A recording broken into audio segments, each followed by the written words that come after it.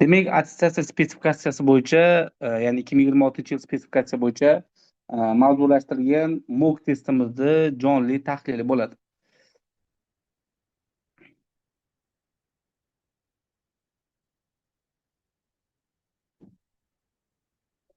Xo'p, demak, birinchi savoldan boshladik. Ya'ni quyidagi mulohazalardan qaysi biri to'g'ri yoki noto'g'ri ekanligini so'rayapti. Demak, birinchi mulohaza aytyaptiki, px ko'p hadning barcha toq nomerli darajali hadlari oldidagi koeffitsiyentlar yig'indisini topish uchun deyapti. P1 qo'shilgan P-1 taqsim 2 formula bilan topiladi deyapti. Yo'q, bu noto'g'ri bo'ladi, chunki sababi bizda barcha e, toq nomerli darajalar oldidagi koeffitsiyentlar yig'indisi bo'lsa, P1 P-1 taqsim 2 formula bilan topiladi. Demak, birinchisi noto'g'ri ekan. Xo'p, ikkinchisi aytyapti, agar kvadrat funksiya y barobar ax kvadrat plus bx plus c bo'lsa, uning parabola uchining ordinatasi quyidagi formula bilan topiladi. Ya'ni y0 barobar 4ac minus b kvadrat taqsim 4a formula bilan topiladi. Bu bizda 100% to'g'ri bo'ladi. Ya'ni parabolaning y0 koordinatasini topish, ya'ni parabola uchining ordinatasini topish formulasi 4ac minus b kvadrat taqsim 4a formula bilan topiladi. Xo'p, uchinchisi aytyaptiki, agar ikki to'g'ri chiziqning qiyalik koeffitsiyentlari, ya'ni burchak koeffitsiyentlari K1 va K2 bo'lsa, ular orasidagi burchakni topish formulasi quyidagicha bo'ladi deb aytgan.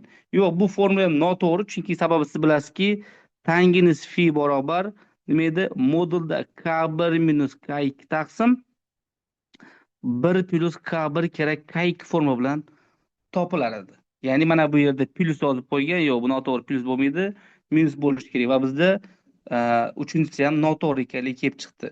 Demak, noto'g'ri, to'g'ri, noto'g'ri. Noto'g'ri, to'g'ri, noto'g'ri, demak bizda bu B javobiga to'g'ri keladi. Demak, birinchi savolimizning javobi B javobi ekan. Xo'p, ikkinchi savolimiz aytyaptiki, 1 faktorial qo'shilgan 2 faktorial qo'shilgan 3 faktorial va hokazo 33 faktorialgacha yig'indining o'nlar xonasidagi raqamini toping. Ya'ni bu degani oxirgi 2 xonali sonini toping deyapti. Xo'p, endi qarang ustoz, erinmasdan 10 faktorialgacha topib chiqamiz. Qarang, 1 faktorial 1 ga teng, 2 faktorial 2, 3 faktorial 6, ya'ni bilasiz, n faktorial degani bu 1 dan boshlab nima qilish kerak degani, n gacha ko'paytirish kerak degani. Xo'p, 4 faktorial 24. Qarang, 5 faktorial 120 ku, to'g'rimi? Demak, oxiridagi faqat 20 sini olaman. 6 faktorial bo'lsa, uni yana 6 ga ko'paytirishim kerak. Necha bo'ladi? 720 bo'ladi, yana 20 bo'ladi. 7 faktorial bo'lsa, 7 ga ko'paytirishim kerak. Demak, 140 bo'ladi, oxirgi ikki xonali soni 40 bo'ladi. 8 faktorial bo'ladigan bo'lsa, demak, 40 ni 80 ga ko'paytirsam, 8 ga ko'paytirsam yetarli, 20 bo'ladi. 9 faktorial bo'lsa, 20 ni 9 ga ko'paytirsam, demak, 80 bo'ladi. Endi ustoz qarang, 10 faktorialdan boshlab barcha oxirgi raqamlar 0 bilan tugaydi. Chunki 1 dan 9 gacha ko'paytmada bitta 0 bilan tugaydi. 1 dan 9 gacha ko'paytma, 1 dan 9 gacha ko'paytirsangiz, ko'paytma bitta 0 bilan tugaydi. Уже 10 faktorialdan boshlab har bitta ko'paytma kamida 2 0 bilan tugaydi. Уже 15 ga kelgan paytda уже oxirgi 3 ta raqam 0 bo'lib qoladi. Va hokazo ketadiki, toki 33 faktorial oxiri ham nima bo'ladi? 2 ta 0 bilan tugaydi. Xo'p, endi qo'shadigan bo'lsak, qarang. Nima bo'ldi? Bu ikkalasini qo'shdik, 100 bo'ldi, 140 bo'ldi, xo'p, 160 bo'ldi, 180 bo'ldi. Undan kelib chiqyaptiki, xo'p, 210 bo'lyapti. Faqat 10 ni o'zini olaman va 10 ga 3 qo'shadigan bo'lsam 13 bo'lib qoldi. Demak, uning oxirgi ikki xonali soni nima ekanligi kelib chiqdi? 13 ekanligi kelib chiqdi. Bizdan so'rayaptiki, o'nlar xonasidagi raqamni so'rayapti. Demak, o'nlar xonasidagi raqam bu 1 ekan, ya'ni B javobi ekan. Xo'p, endi umida, xo'p, 21 ta ruchka va 30 ta qalamdan iborat 2 qadoq sotib oldi. Ya'ni bir pachka 21 talik ruchka, bir pachka 30 talik qalam sotib oldi. u ruchka va qalamlardan foydalanib sinfdoshlari uchun o'quv qurollari to'plamini yaratmoqchi. Demak, o'sha olgan ruchka va qalamlarni o'rtoqlarga bermoqchi xullas. Xo'p, endi aytyaptiki, Umida barcha o'quv qurollaridan foydalanib necha xil to'plam yaratishi mumkin deyapti. Necha xil to'plam yaratishi mumkin deyapti. Xo'p, endi qarang, bu degani siz oddiygina 21 va 30 sonlarga ekib topishingiz kerak. Chunki teng bo'lib berish kerakda, u qalam bilan ruchkadan teng taqsimlash kerak. O'rtoqlarga teng taqsimlash kerak. Xo'p, yoki nechta bir xil yo bo'lmasa mana demayapti. bunday qilsak bo'ladi, qarangda. Qarang, yo'q, bu bunaqa demoqchi ekan. Umida barcha o'quv qurollaridan foydalanib necha xil to'plam yaratish mumkin? Endi qarang. Xo'p, demak, unda ruchka bilan nima bor? Ruchka va qalam bor. Ruchka va qalam bor. Mana shu ruchka va qalamdan u to'plam yaratish kerak. Demak, birinchi to'plami ruchka va qalam bo'lishi mumkin. Ikkinchi to'plami ruchka bo'lishi mumkin. Uchinchi to'plami bir qalam xil degan bo'lishi bu mumkin. Ha? bir xil to'plam yaratishi mumkin degan. Bu Nechta bir birinchi xil? Umida barcha o'quv-o'quvlardan foydalanib nechta bir xil to'plam yaratishi mumkin. Agar bir xil deydigan bo'lsa, ikkita bo'ladi. uchta. Bir xil bo'lsa. Uchta. Nega? 21 ham 30 ham 3 ga bo'linadi. Bu birinchi aytganingizdek ekuk topiladi-da. Ekuk Xo'p, topiladi. nechta bir xil desa, men necha xil deb o'qidim demak bu yerda. Nechta Aha. bir xil bo'lsa, xuddi shunday bo'ladi. Necha xil desa ham deyarli shunday bo'ladi o'zi. Xo'p, nechta bir xil bir xil deyapti. Demak, biz nima qilishimiz kerak? Ekub topishimiz kerak. 21 va 30 soniga, demak 3 ta bo'ladi.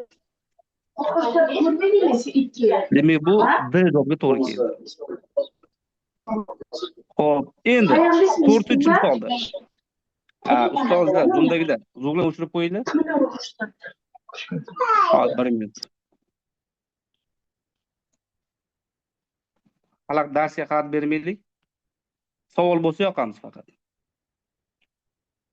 Xo'p, 4-misolda aytyaptiki, x minus y taqsim 5, y minus z taqsim 12, n plus n taqsim 8 bo'lsa va x minus z 51 ga teng bo'lsa, n plus n toping deyapti. Xo'p, endi qarang, mana bu 3 ta nisbat o'zaro teng ekan. X minus y taqsim 5, y minus z taqsim 12, xo'p, n plus n taqsim 8. Demak, bu 3 ta nisbat o'zaro teng ekan va bu o'xshashlikka o'zaro koeffitsient k ga teng bo'lsin. Bundan kelib chiqadiki, x minus y bu 5k ga teng bo'ladi. Y minus z bo'lsa 12k ga teng bo'ladi. Endi keyin alohida n plus n bo'lsa nimaga teng bo'ladi bu? 8k ga teng bo'ladi. Endi keling, men bu ikkalasini nima qilaman? O'zaro qo'shib yuboraman.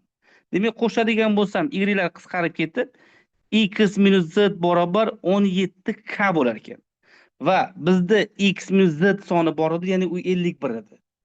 Demak, 51 barobar 17 minus k bo'ldi va nisbat nima bo'lib kelib chiqdi? Bizda 3 ekanligi kelib chiqdi. Demak, k'imiz 3 bo'ldimi? Bundan kelib chiqadiki, n plus n barobar 8k bo'lsa, 8 kira 3, ya'ni 24 ekanligi kelib chiqadi. Demak, javob bizda nima ekan? 24 ekanligi kelib chiqdi. Xo'p, 5-si. A idishda shakar miqdori 40% bo'lgan 8 litr. B idishda shakar miqdori 20% bo'lgan 40 litr. C idishda shakar miqdori 10% bo'lgan 2 litr sharbat bor. Agar A idishdagi sharbatning yarmi B idishga quyilgach, B idishdagi yangi sharbatning yarmi C idishga quyilsa, C idishdagi qorishma shakar miqdorining foizi topilsin deyapti. Demak, endi qarang. Nima qildi? Birinchi aralashmamiz, demak, birinchi idishning yarmi deyapti. Birinchi idishning yarmi ikkinchi idishga quyildi. Demak, birinchi idish 8 litr bo'lsa, uning yarmi qancha bo'ladi? 4 litrli 40%, 4 litr 40%liga qo'shamiz. Ikkinchi idishga qo'shyapti. Demak, ikkinchi idishga qo'shsa nima ekan? U yoqda 20% 4 litr eritma bor ekan. Demak, qo'shamiz, nima bo'ladi? 20%li 4 litr taqsim bo'laman umumiy hajmga. Ya'ni umumiy hajm o'zi 4 edi. 8 litrni yana yarmini qo'shsa nima bo'ladi? 8 litr bo'ladi. Ya'ni 4 qo'shilgan 4 bo'ladi. Xo'p, bundan nima kelyapti? Ya'ni biz keyingi aralashmaning nimasini topyapmiz? Foizini topyapmiz. M1 bo'la qolsin. Nechi bo'ldi? 160. Xo'sh. Plus 80. 240 bo'ldimi? 240 taqsim 8 bo'ldi. 30% bo'ldi. Demak, keyingi aralashmamiz, ya'ni masalan hozir men birinchi idishdagi aralashmani yarmini ikkinchi idishga qo'ygandan keyin o'sha aralashmamda nima bo'ldi? 30% eritma bo'ldi. Ya'ni sizda bo'lsa ham narsa bor-da, o'sha aralashma formasini yozib beradi. Masalan, M1 massali A foizli va M2 massali B foizli ikkita eritma o'zaro qo'shilsa, u paytda yangi hosil bo'ladigan aralashmaning foiz miqdori, masalan, S bo'ladigan bo'lsa, S foiz bo'lsa, mana shu formula orqali topilardi. Ya'ni ikkita aralashmaning foiz miqdori. Endi qarang, nima dedi? Hosil qarang. B idishdagi yangi sharbatning B idishda уже qancha bo'ldi? B idishimiz уже ikkinchi qadamda уже B idish nima bo'lib qoldi? 30%li 8 litr aralashma hosil bo'ldi. 4 litrda menga yana 4 litr qo'shdim. Endi aytyapti, o'shaning yarmi S idishga qo'yildi.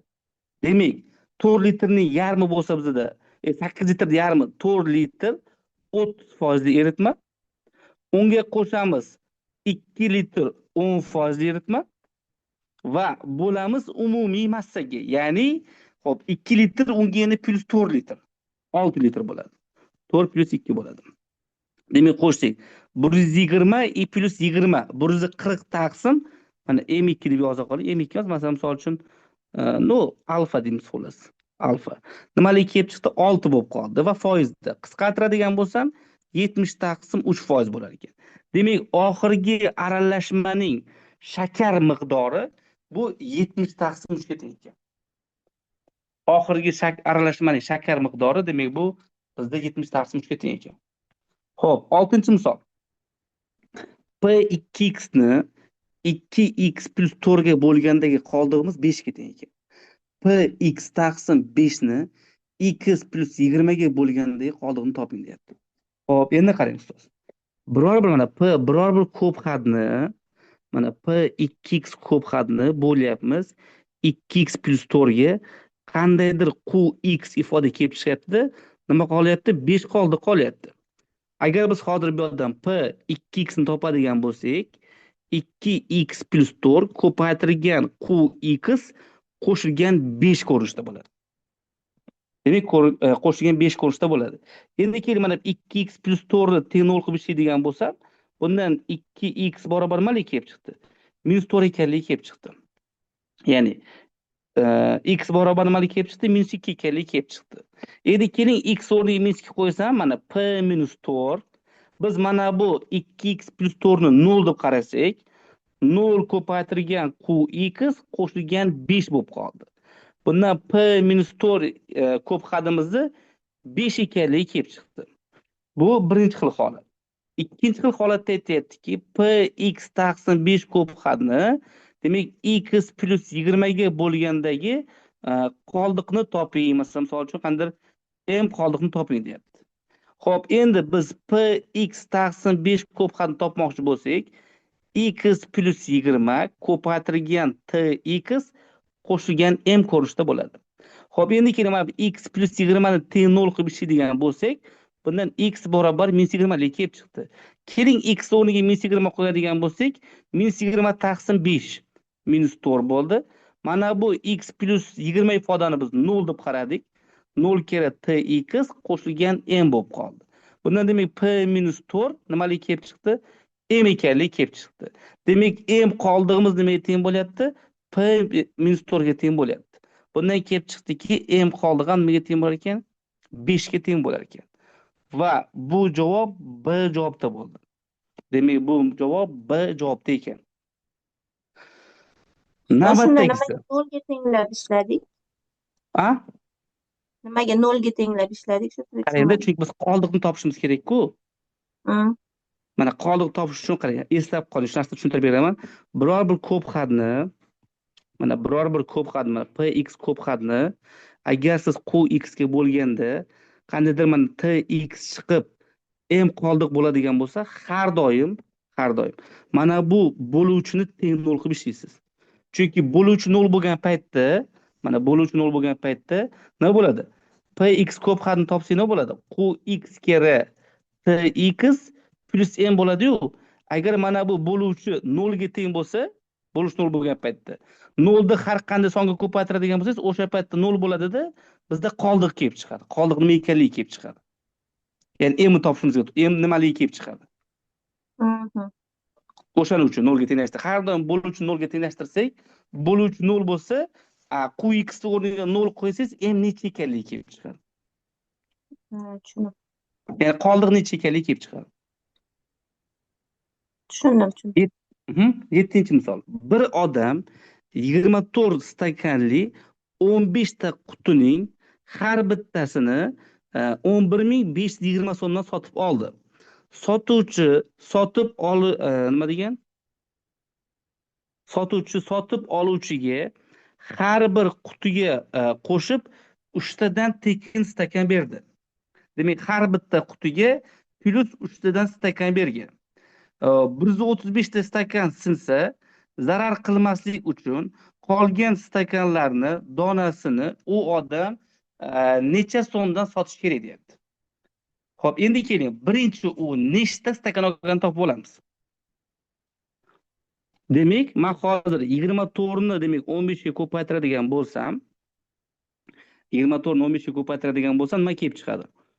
Xo'p, 2 ga ko'paytirsak 30, 360 ekanligi kelib chiqadi. Demak, 15 ta qutida jami 360 ta stakan bor ekan. 360. Aytibdiki, sotuvchi sotib oluvchiga har bir qutiga qo'shib 3 tadan stakan berdi. Demak, u 15 ta quti stakan olgan bo'lsa, 3 tadan qo'shib bergan bo'lsa, 15 kere 3. 45 ta plus dabavka bergan xullas. Demak, nima bo'ldi? 360 ga qo'shsak 45 ni, demak, u 405 ta stakan olgan ekan. Endi qarang. Bir odam 24 stakanli 15 ta qutining bittasini deyapti. Demak, har bitta qutimiz bizda 11.520 so'm ekan. Har bitta qutimiz 11.520 so'm ekan. Xo'p, nima qilamiz endi? Shu orqali biz demak 15 ni 11.520 ga ko'paytiradigan bo'lsa nima kelib chiqadi? Xo'p, 15 ta quti ular qarang, shu orqali biz nima qilsak bo'ladi? Undan ko'ra mana bunday qilsak yaxshi emasmi? Qancha pul to'lagan? Shuni 24 ga bo'lsak, bitta stakan narxi kelib chiqadi-da. Yo'q, jami stakan 405 ta turibdi-yu. Xo'p, Shundan 135 ta ayirib tashlab, uni keyin ayiraveramiz. Yo'q, hozir biz o'sha 135 ta stakan sinib ketgandan keyin har birini qanchadan sotish kerakligini sotib bo'lyapti-ku, foyda zarar qilmaslik uchun. Uni topamiz hozir. Undan qancha pul to'laganini topib olish kerak-ku. Bitta stakan qanchani topib olaylik? Mana qarang. 24 stakanli 15 ta qutining bittasini, demak, bitta quti stakanimiz, ya'ni o'sha bitta 24 ta stakanimiz xullas 11.520 so'm ekan. 11.520 ni demak 24 ga bo'ladigan bo'lsak, 480 so'm. Ya'ni bitta stakanimiz 480 so'm ekan. Bitta stakanimiz. Chunki aytayapti-ku, mana 15 ta qutining bittasini. Demak, bitta qutimiz 11.520 so'm bo'lsa, demak, bitta quti ichida 24 ta stakan bor.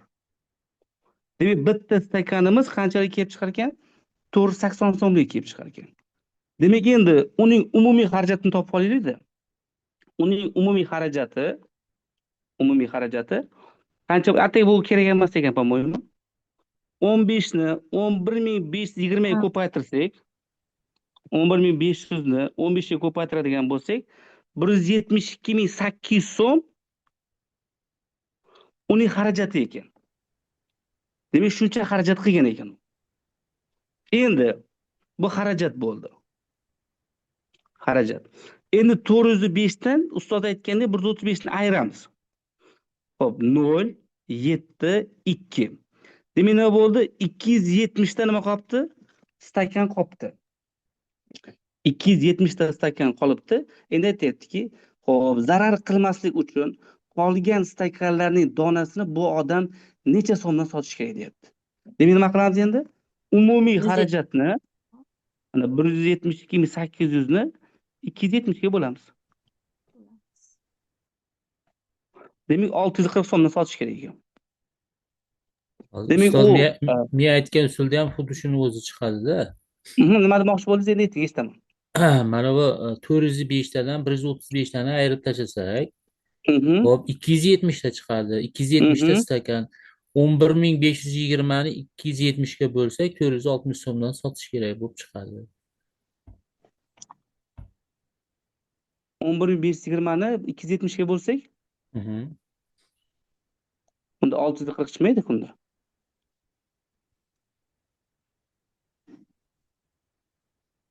Ya 11.520 ni avval 15 ta qutiga ko'paytirib olamiz, to'g'ri. 15 Yo'q, ta mana shu qutiga. mashinada xuddi shu qildik, mana qarang, ko'paytirdik, keyin 270 ga bo'ldik. Mana shuni o'zini qilsak bo'ldi dedi-da, demoqchiman-da. Yo'q, Qolgan o'zi bitta stakan qanchalik kerak bo'ladini topib qo'ydim xolos. Xo'p, navbatdagisi. tushunarli. Xo'p, x, y, z 1 ga teng ekan, ya'ni ko'paytmasi 1 ga teng ekan. Bizdan so'rayaptiki, 1 taqsim 1 plus x, x, y 1 plus 1 taqsim 1 plus y, y, z plus 1 taqsim 1 plus z plus zx. Ustoz, bunaqa misollarni ishlab boshingizni og'ritib o'tirmang.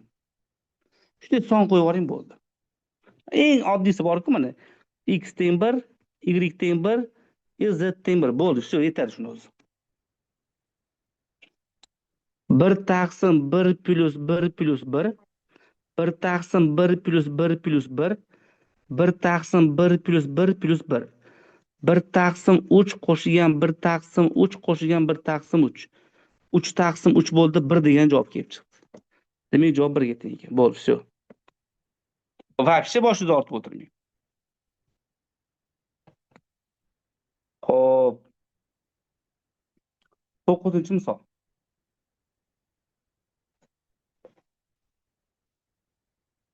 Xo'p, navbatdagisi. Demak, bizda nima qilingan?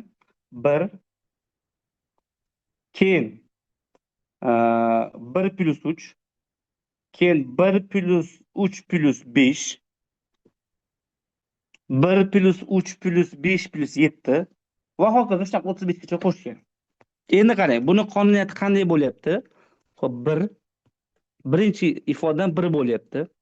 1 keyingisi 4 bo'lyapti. Mana 1 ga 3 qo'shsak 4 bo'lyapti.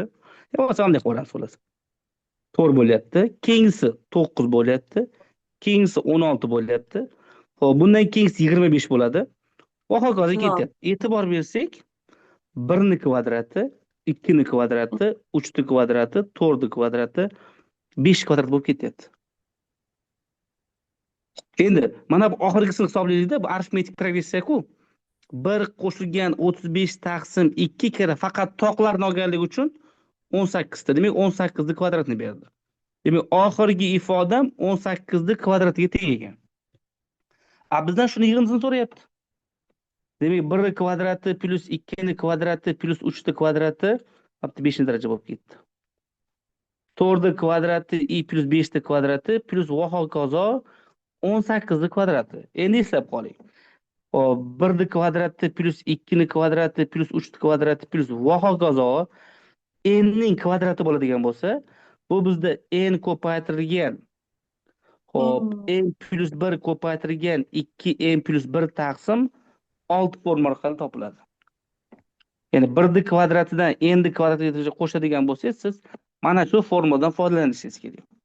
Bundan kelib chiqadiki, 18 ko'paytirilgan 19 ko'paytirilgan nima bo'ldi? 18 kira xo'p 36 37 bo'ldimi? 37 taqsim 6 bo'ldi. Bu bilan qisqarib ketdi. 3 bo'ldi. Demak, 9 kira 3 27, 7 kere 7 bo'lsa 9 bilan tugaydigan son bo'lyapti. Demak 9 bilan tugaydigan son o'zi bitta ekan. Bu ham bo'lsa S javobda ekan. Xo'p, 10-misolimiz. Xo'p, 10-misolda keling, tepadan nima qilamiz? Xo'p, tepadan biz x y topamiz. 1 minus 2x kvadrat bo'lib qoldi. Xo'p, endi keling. Menimcha bu misolda boshqa narsani ko'rmayapman, shu mahraj berishga to'g'ri kelib qolyapti. 9x kvadrat 2 qo'shilgan 1 minus x 4-si, degan 1 qo'shilgan 3x y taqsim 2 ko'paytirilgan 1 minus x kvadrati bo'lib qoldi. Xo'p, endi bunga mahraj bersam, 2 ko'paytirilgan 1 minus x ning kvadratini mahraj beradigan bo'lsam, 9x kvadrat 1 demak 2 ko'paytirilgan 1 minus x 4-si. Xo'p, bu formulani ochib olsak, 2 minus 4x plus 2x kvadrat bo'ldi. Plus 3 kere x y'imizni yuqori topuvdik. 1 minus 2x kvadrat bo'ldi. Mahraj 2 kere 1 minus x ni kvadrati bo'lib qoldi. Xo'p, 2 bilan 2 qisqarib ketdi, 1 minus x bilan uni kvadrati ham qisqarib ketdi. 9x kvadrat taqsim demak 1 minus x kvadrati teng bo'lyapti. Xo'p, yuqori soddalashtiradigan bo'lsak, 2 minus 4x plus 2x kvadrat bo'ldi-da. Xo'p, minus 3 plus 3 minus 6x kvadrat bo'lib qoldi. Tegi bo'lsa 1 bo'lib qoldi. Xo'p, 9x kvadrat taqsim 1 minus x ning kvadrati teng bo'lyapti. Xo'sh, minus 4x kvadrat minus 4x plus 5 bo'lib qolyapti.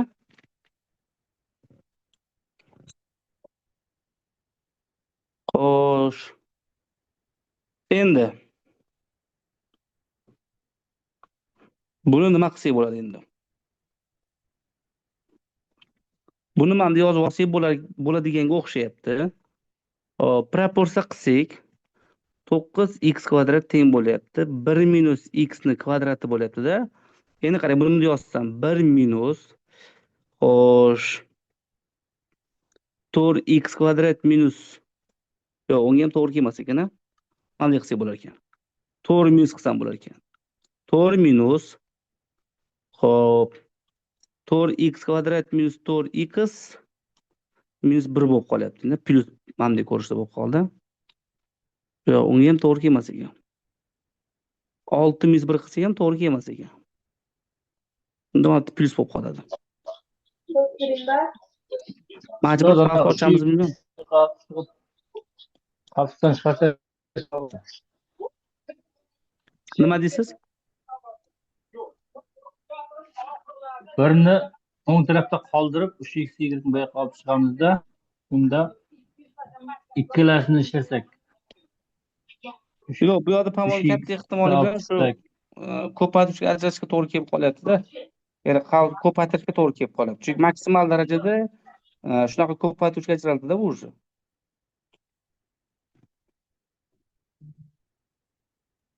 So'zni ochib chiqsam 4-darajada tenglama bo'lib qoldi.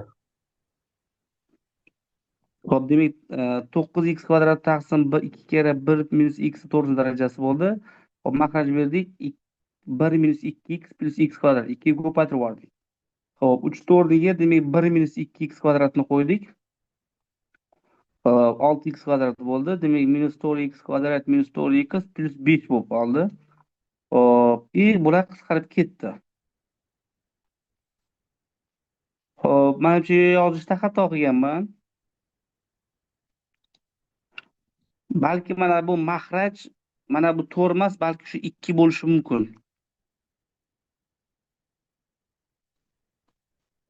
Lekin hozir agar buni ishlaydigan bo'lsak, buni ishlash jarayoni qanaqa bo'ladi? 100% Xo'p, uchinchi xatoga xato qilgansiz, qarang. Qayerda? ishlaganlar bormi? 9x kvadrat qarang. Uchinchi qatorga 2x kvadrat bilan 4x kvadrat bo'lishi kerak edi. Qavs ochganimizga. Mana bu yerdami? Ha, mana shu yerga 6x kvadrat qilib ketgansiz-ku. Yo, to'g'ri. Bitta 3x yirikku. To'g'ri, To'g'ri. to'g'ri, to'g'ri. Hop. 1 minus 2x plus x. Ochib ko'raylikchi. Lekin ochib ko'rsak вообще dabdala narsa bo'ladi. Ustoz, men ochib chiqdim, aytaymi? Hop. Ayting. 4x ning to'rtinchisi 4x to'rtinchisi. minus 4x ning kubi plus 14x minus 5 On- teng 0. Minus 5 teng 0 bo'lib qoldi, to'g'rimi? Ha, shunga kelib qoldi. Xo'sh. Endi.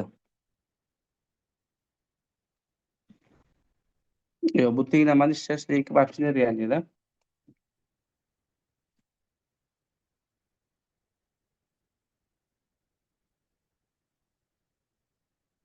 Kvadratli bo'lmadimi? Kvadratlar qisqarib ketaylik, mana 9x kvadrat bilan. Xo'sh. Minus 8.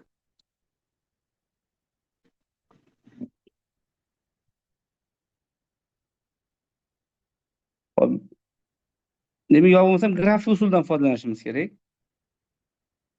Shu bizda nechta yechimi bor deyapti-ku buni. To'g'rimi?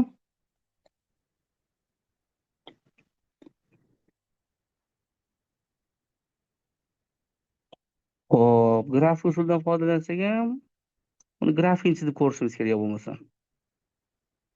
Chunki tenglamalar sistemasi deyapti, nechta yechimga ega deb so'rayapti. Funksiyani hosil yordamida tekshirib qo'ya olaylik grafikida. Ustoz, Hop.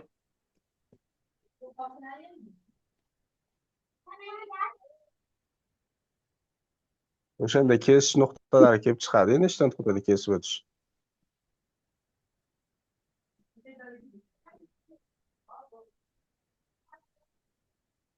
Manimcha bu yerda yo pechatda xato ketgan, yo nimadir ketgan. Bu grafik chizish ham muammoda. Son qo'yib ko'rsakchi, x ga 1 taqsim 2 to'g'ri keladi, y ga 1 to'g'ri keladi deganda shunda. O'zi 4-daraja bo'lgandan keyin bitta qaytuv bilan ikkitada kesib o'tsa kerak, baribir. Ha, 4-daraja bo'lsa endi Bitta qaytuv bo'ladi, baribir.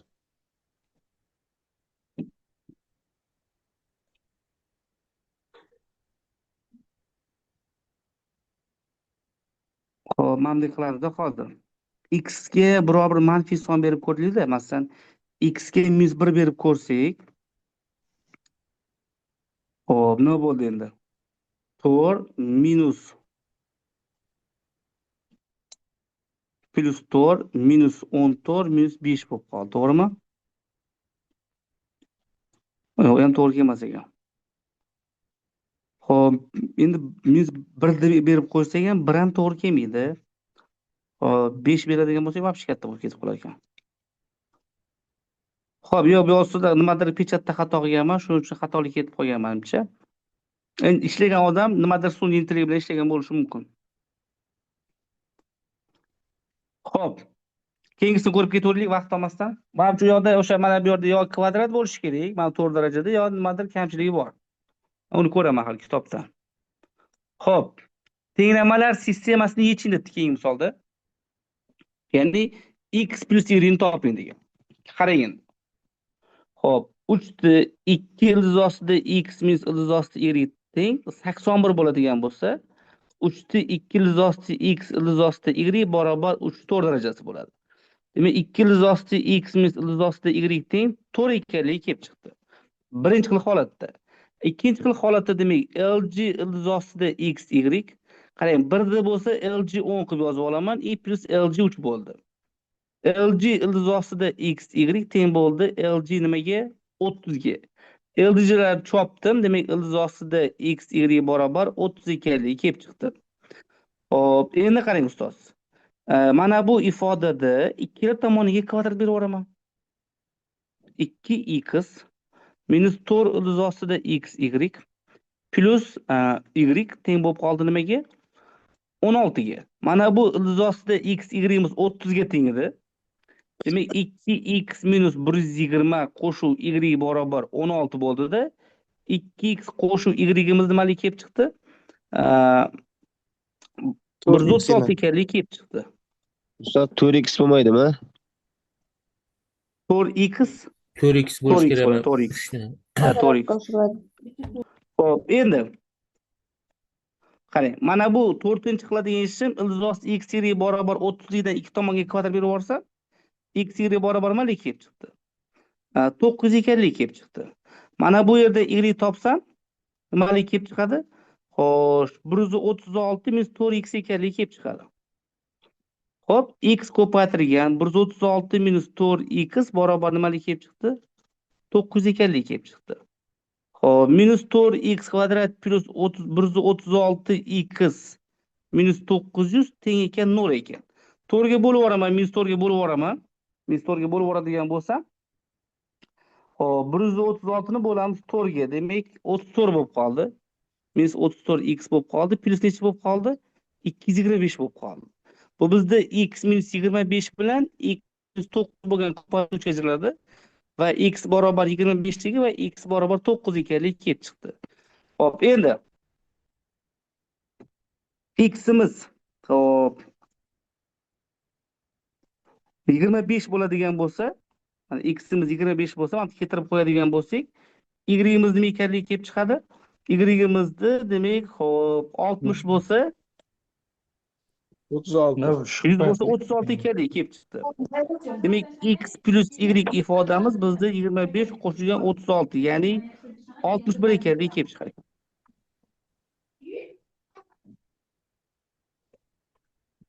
Hop, navbatdagisi. Arc sinus, kosinus 2 arc kotangens ildiz 2 minus 1. Endi qarang. Birinchi qiladigan ishimiz arc kotangens ildiz 2 minus 1. Ya'ni bu 67,5 gradusga to'g'ri keladi.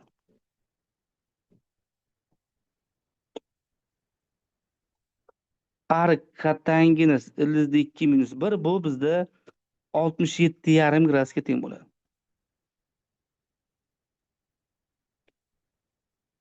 Xo'p, endi qarang. Arc sinus, kosinus 2 arc kotangens ildiz 2 minus 1. Ya'ni bu degani necha bo'ladi? 67,5 gradus bo'ladi. Barobar. Xo'p, arc sinus, kosinus nima bo'lib qoldi? 135 gradus bo'lib qoldi. Demak, arc sinus kosinus 135 gradusda nimaga teng bo'ladi? Minus ildiz 2 taqsim 2 ga teng bo'ladi. Arc sinus ichidan minus chiqadi. Demak, arc sinus ildiz 2 taqsim 2. Demak, bu menda minus pi taqsim 4 degan qiymatni qabul qilar ekan. Ya'ni javob A javobiga to'g'ri kelar ekan.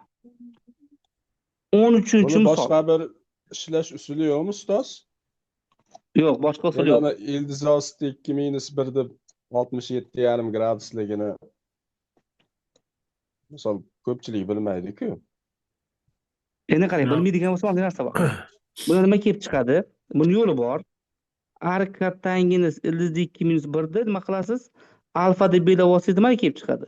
Kotangens alfangizni ildiz 2 minus 1 degan javob kelib chiqadi. To'g'rimi? Xo'p, bundan demak qarang endi. Tangens alfa nimalik kelib chiqadi? Ildiz 2 plus 1 ekanligi kelib chiqadi, to'g'rimi? Ya'ni bunday bo'lib qoladi. 1 taqsim ildiz 2 minus 1 bo'ladi. Buni irratsional qutqaradigan bo'lsangiz, ildiz 2 plus 1 bo'lib qoladi. Endi ustoz siz tangens 2 alfani hisoblaysiz.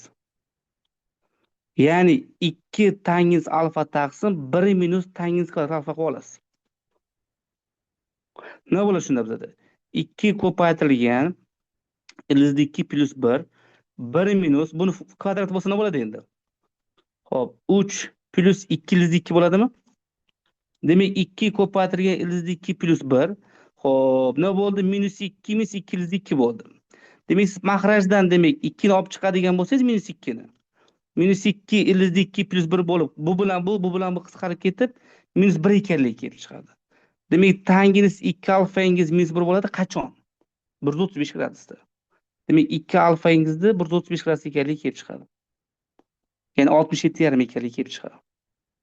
Agar alfani o'sha 67,5 gradus ekanligini bilmasangiz, arq kattangiz ildizosi 2 - 1 alfa, demak kattangiz alfa, ildizi 2 - 1.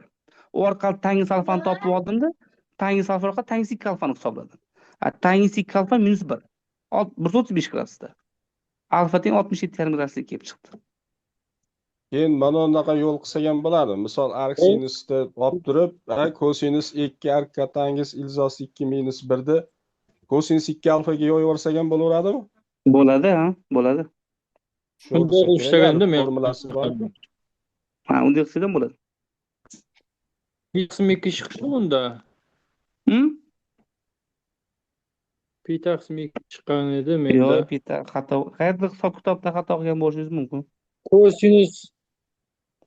Kosinus egal deb yoyib 1 minus tangens kvadrat alfa 1 tangens kvadrat ishlangan. O zaman ne qilsangiz bo'ladi, masalan, ustida aytganda, masalan, kosinus 2 alfa qilib olib buni.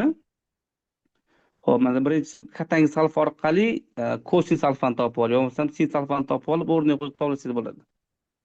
Lekin chiqadi unda. Qayerdir hisob kitobda xato qilgan bo'lishingiz mumkin. Xo'p. 13-misol. Sinus 2x.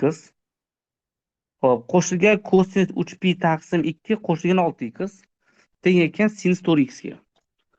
Demak, keling, sinus 2x. Mana bu bizda demak 4-chorak bo'lgandan keyin 4-chorakda kosinus funksiyamiz plus va taqsim 2 bo'lganligi uchun bu bizda nima bo'ladi? Sinus 6x bo'ladi. Teng sinus 4x bo'lib qoldi. Sinuslar yig'indisiga qo'yadigan bo'lsak, 2 sinus 4x kerak, kosinus mali kelib chiqdi, 2x kelib chiqdi. Teng sinus 4x bo'lib qoldi. Xo'p, bu bilan qisqarib ketdi. 2 kosinus 2x teng bo'lib qoldi nimaga? 1 ga. Va endi sinus 4ximiz ham teng 0 degan qiymati bor. Qisqartirganimizdan keyin. Xo'p, bundan demak kosinus 2x barobar 1 taqsim 2 kelib chiqdi. 2x barobar kosinus qachon 1 taqsim 2 teng pi taqsim 3 da. Xo'p, plus minus pi taqsim 3. Qo'shilgan 2 pika bo'ldi.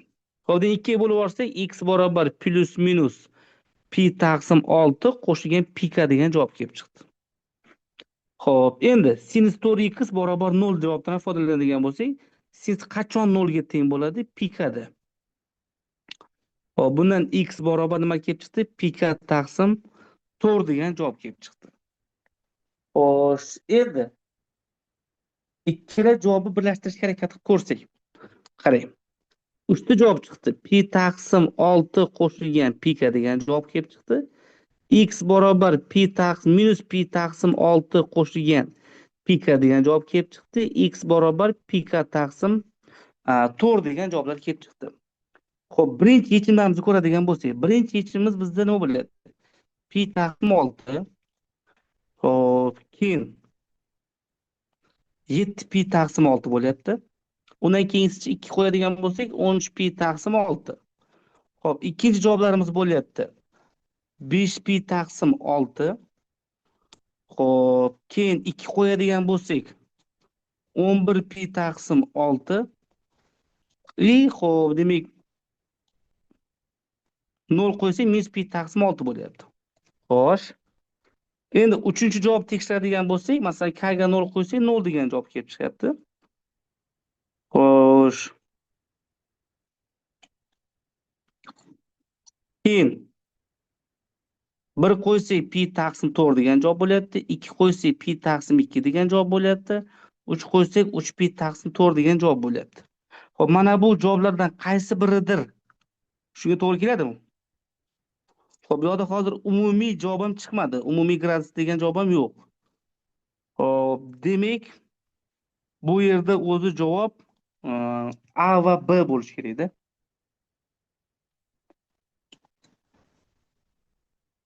To'g'rimi?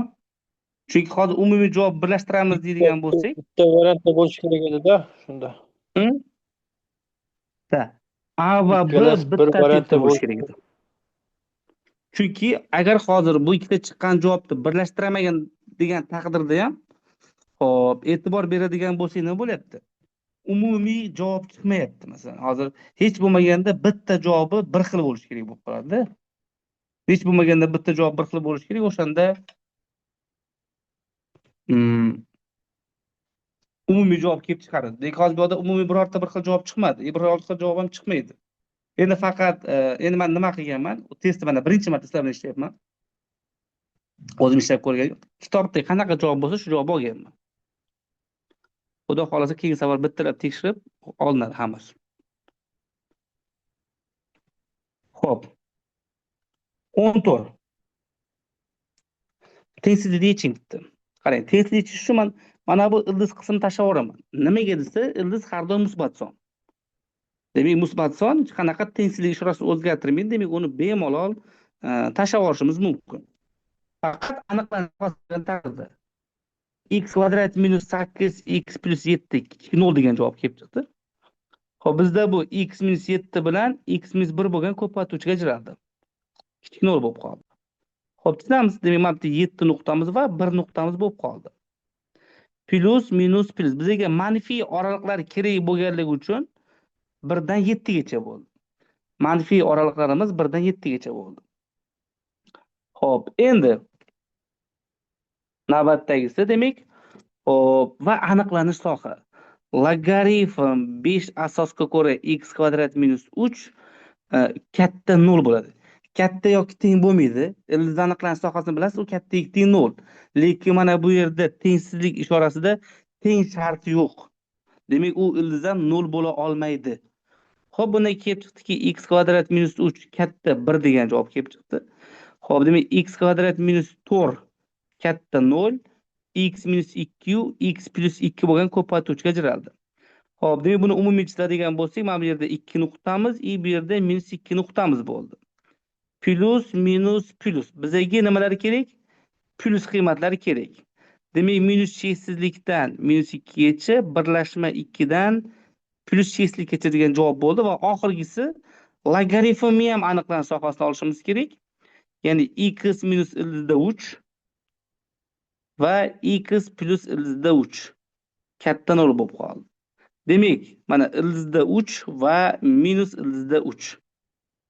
Plus minus plus va bizga musbat oraliklar kerak bo'lganligi uchun minus cheksizlikdan minus ildizda 3 gacha, birlashma ildizda 3 dan plus cheksizlikgacha degan javob kelib chiqdi.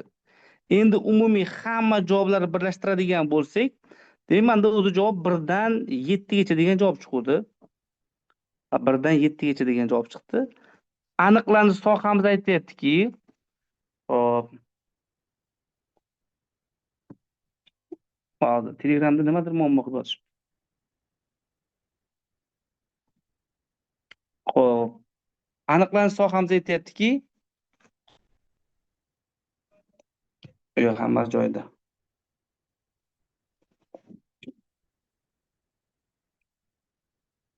To'xtating. Ovoz yoki ekran yaxshi bo'lmasa, boshqatdan kiring.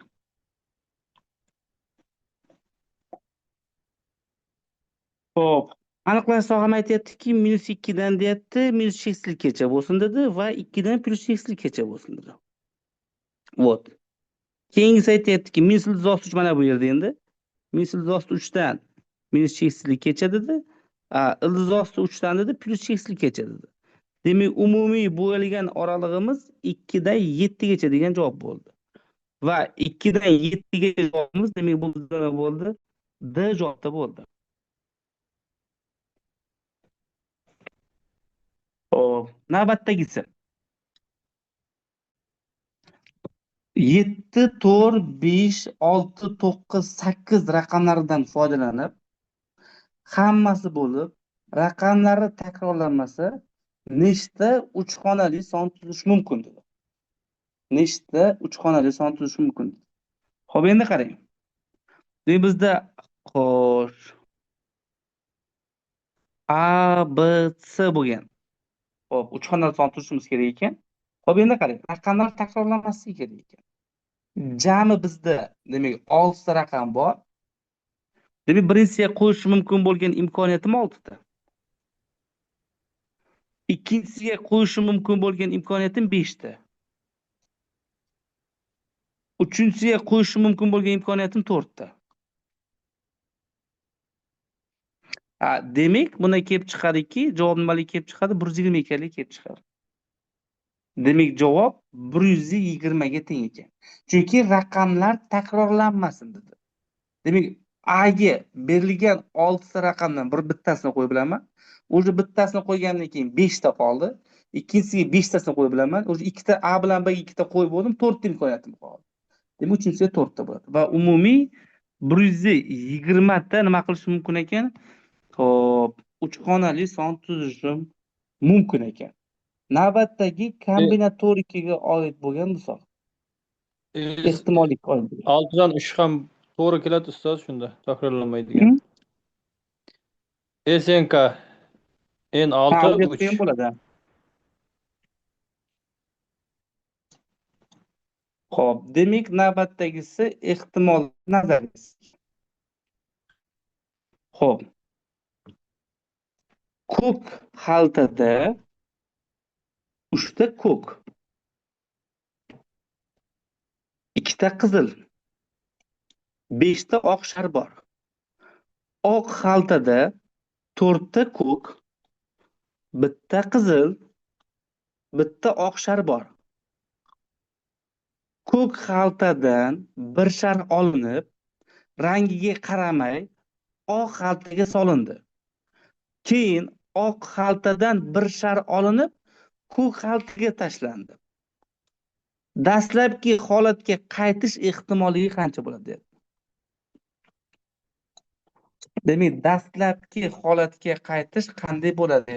Qanday ehtimoliy bo'ladi deb so'rayapti. Xo'p, endi sal qotib qolyapti. Xudo xolasa keyingi safarda YouTube'da ham dars olib boramiz, nasib bo'lsa. Telegramdagilarga qiyinda, baribir Telegramda anaqa bo'lib qoladi. Qotadi baribir. O'shaning uchun xudo xolasa YouTube'da ham olib boramiz. Faqat bitta narsa kerak bo'ladi, sizlar qo'llab-quvvatlash kerak. YouTube'da bir ozgina podpisчикimiz ko'payishi kerak. Keyin anaqa qilsa bo'ladi, jonli dars o'tkazsa bo'ladi. Ko'p. Endi qaraman. Demak, bizda nima bo'lsin? Ko'k xalta bo'lsin. Mana ko'k xaltada 3 ta ko'k, 2 ta qizil va 5 ta oq shar bor ekan. Endi oq xaltada aytyaptiki, oq xaltada 4 ta ko'k, 1 ta qizil va 1 ta nima bor ekan? Oq shar bor ekan. Endi ko'k xaltadan 1 ta shar olinib, rangiga qaramasdan ikkinchi oq xaltaga solindi. Rangiga qaramasdan ikkinchi oq xaltaga solindi. Xo'p, va aytayaptiki, oq xaltadan keyin bitta shar olib, boshqatdan ko'k xaltaga solindi. Dastlabki holatga qaytish ehtimoli, ya'ni hech narsa o'zgarmasin deyapti. Demak, endi qarang, birinchi xil holatda, xo'p, ko'k olgan bo'lsin deb qaraymiz mana. Ko'k olgan bo'lsin. Ko'k oldi deb qaraymiz. Ehtimoliy aytyapmiz, ya'ni birinchi safarda deyapmiz, ko'k olgan bo'lsa.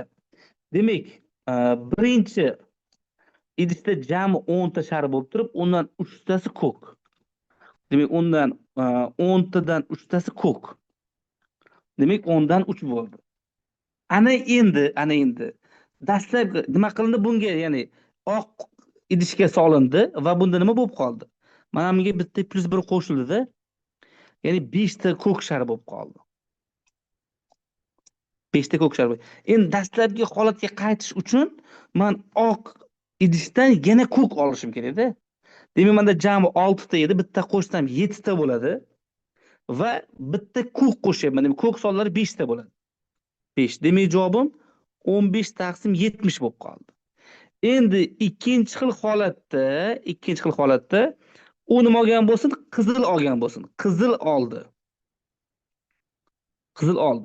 Demak, jami sharlar soni 10 ta edi birinchi idishda, 10 dan 2 bo'ldi. Xo'p, endi ikkinchi oq shar qutida 6 ta edi, bitta qo'shsam 7 ta bo'ladi. Jami 7 ta bo'ladi va qizilga bitta +1 qo'shiladi. Chunki birinchi idishdan qizil oldim deyapman. Va endi avvalgi holatga qaytishim uchun mana bu oq qutidan olgan sharim boshqa, u ham qizil bo'lishi kerak-da. Demak, u nima bo'ladi? 7 dan 2 bo'ladi. Demak, javob 4 taqsim 70 bo'lib qoldi. Uchinchi xil holatda oq shar oldirilgan ehtimoliy bo'lsin. Balki oq shar olgan bo'lishi mumkin. Demak, jami 10 tadan 5 tasi oq edi. Bunga bittani oq qo'shildi. Ya'ni qo'shyapman. Va endi eng qizig'i ikkinchi qutidan olayotgan sharim ham oq bo'lishi kerak. Unga bitta qo'shildi. Demak, nima bo'ladi endi bu 10 dan 2 bo'ladi. Demak, javob 10 taqsim 70 bo'ldi. Umumiy ehtimol uchun hammasini qo'shib olishim kerak. 29 taqsim 70 bo'lar ekan. Umumiy ehtimolligimiz 29 taqsim 70 ga teng bo'lar ekan.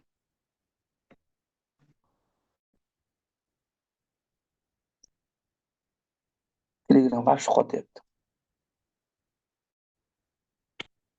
Xo'p.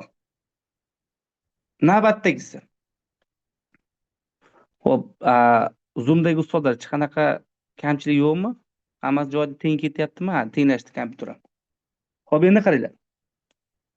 A qo'shilgan B qo'shilgan S ning 8-darajasi yoyilmasida B ni 4-darajasida qatnashgan nechta xat hosil qilish mumkin deyapti. Endi qarangda. Mana bunaqa bo'lsin deyapti-da. Xo'p. Qanday A ifoda bo'lsin deyapti. Mana A ko'paytirilgan A ni n darajasi, B ni 4 darajasi, xo'p, S ni qanaqadir n darajasi bo'lsin deyapti. Ya'ni 4-darajali ifoda nechta xil hosil qilish mumkin deyapti. Xo'p, endi qarang. Eng asosiysi n qo'shilgan 4 qo'shilgan n bizda bu 8 ga teng bo'lishi kerak. Bundan kelib chiqyaptiki, m qo'shilgan n ni 4 ekanligi kelib chiqyapti. Birinchisi demak A1 qanday bo'ladi? A ni 1 darajasi, B ni 4 darajasi, S ni 3 darajasi bo'lishi mumkin. Yoki A2 A ni 2 darajasi, B ni 4 darajasi, S ni 2 darajasi bo'lishi mumkin. A3 A ni 3 darajasi, B ni 4 darajasi, S ni 1 darajasi bo'lishi mumkin.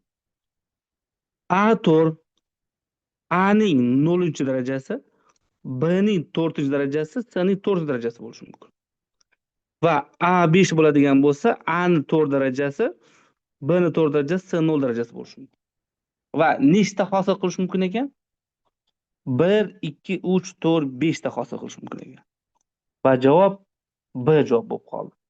Xo'p, Zoom silkasini so'ragan ustozlar, xafa bo'lmaysizlar. Zoom silkasini tashlab bera olmayman.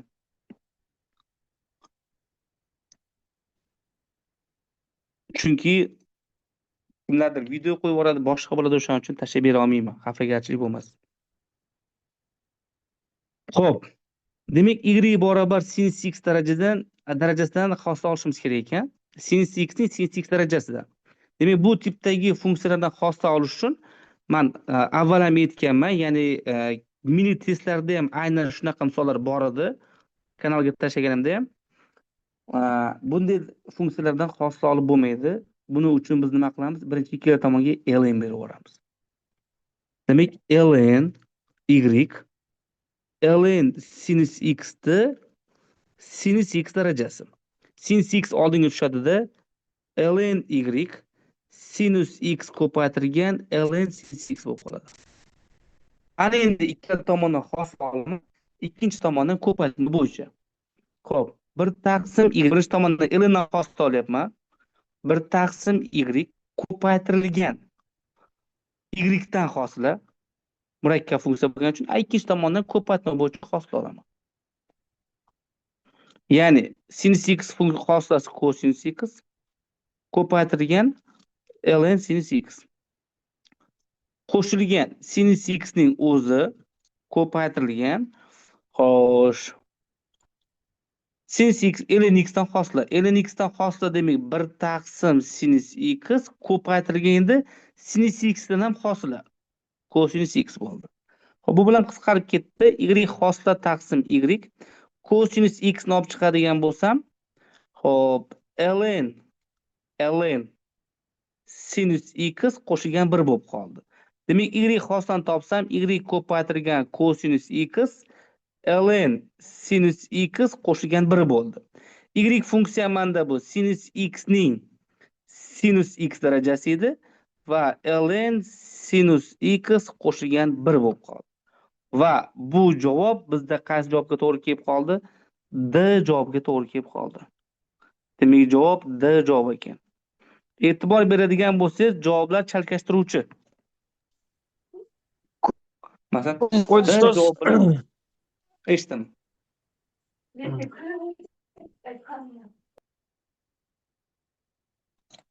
D javob bilan A javob deyarli bir xil, lekin qanday farqi bor? Ln sinus x minus 1 bo'lib turibdi A javobda. U farqi bor yo'qda.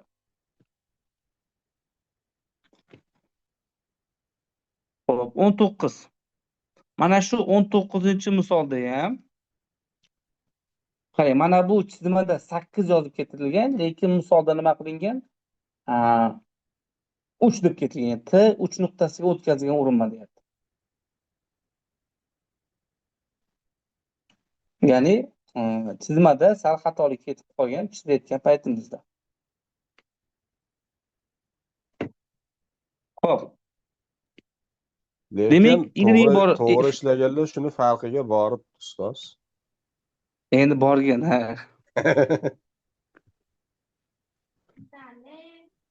Ko'chik vaqt yozib qo'yilganda endi. ishlaganlar bormi shu yerda? Ha, 35 ta ishlaganlar bor.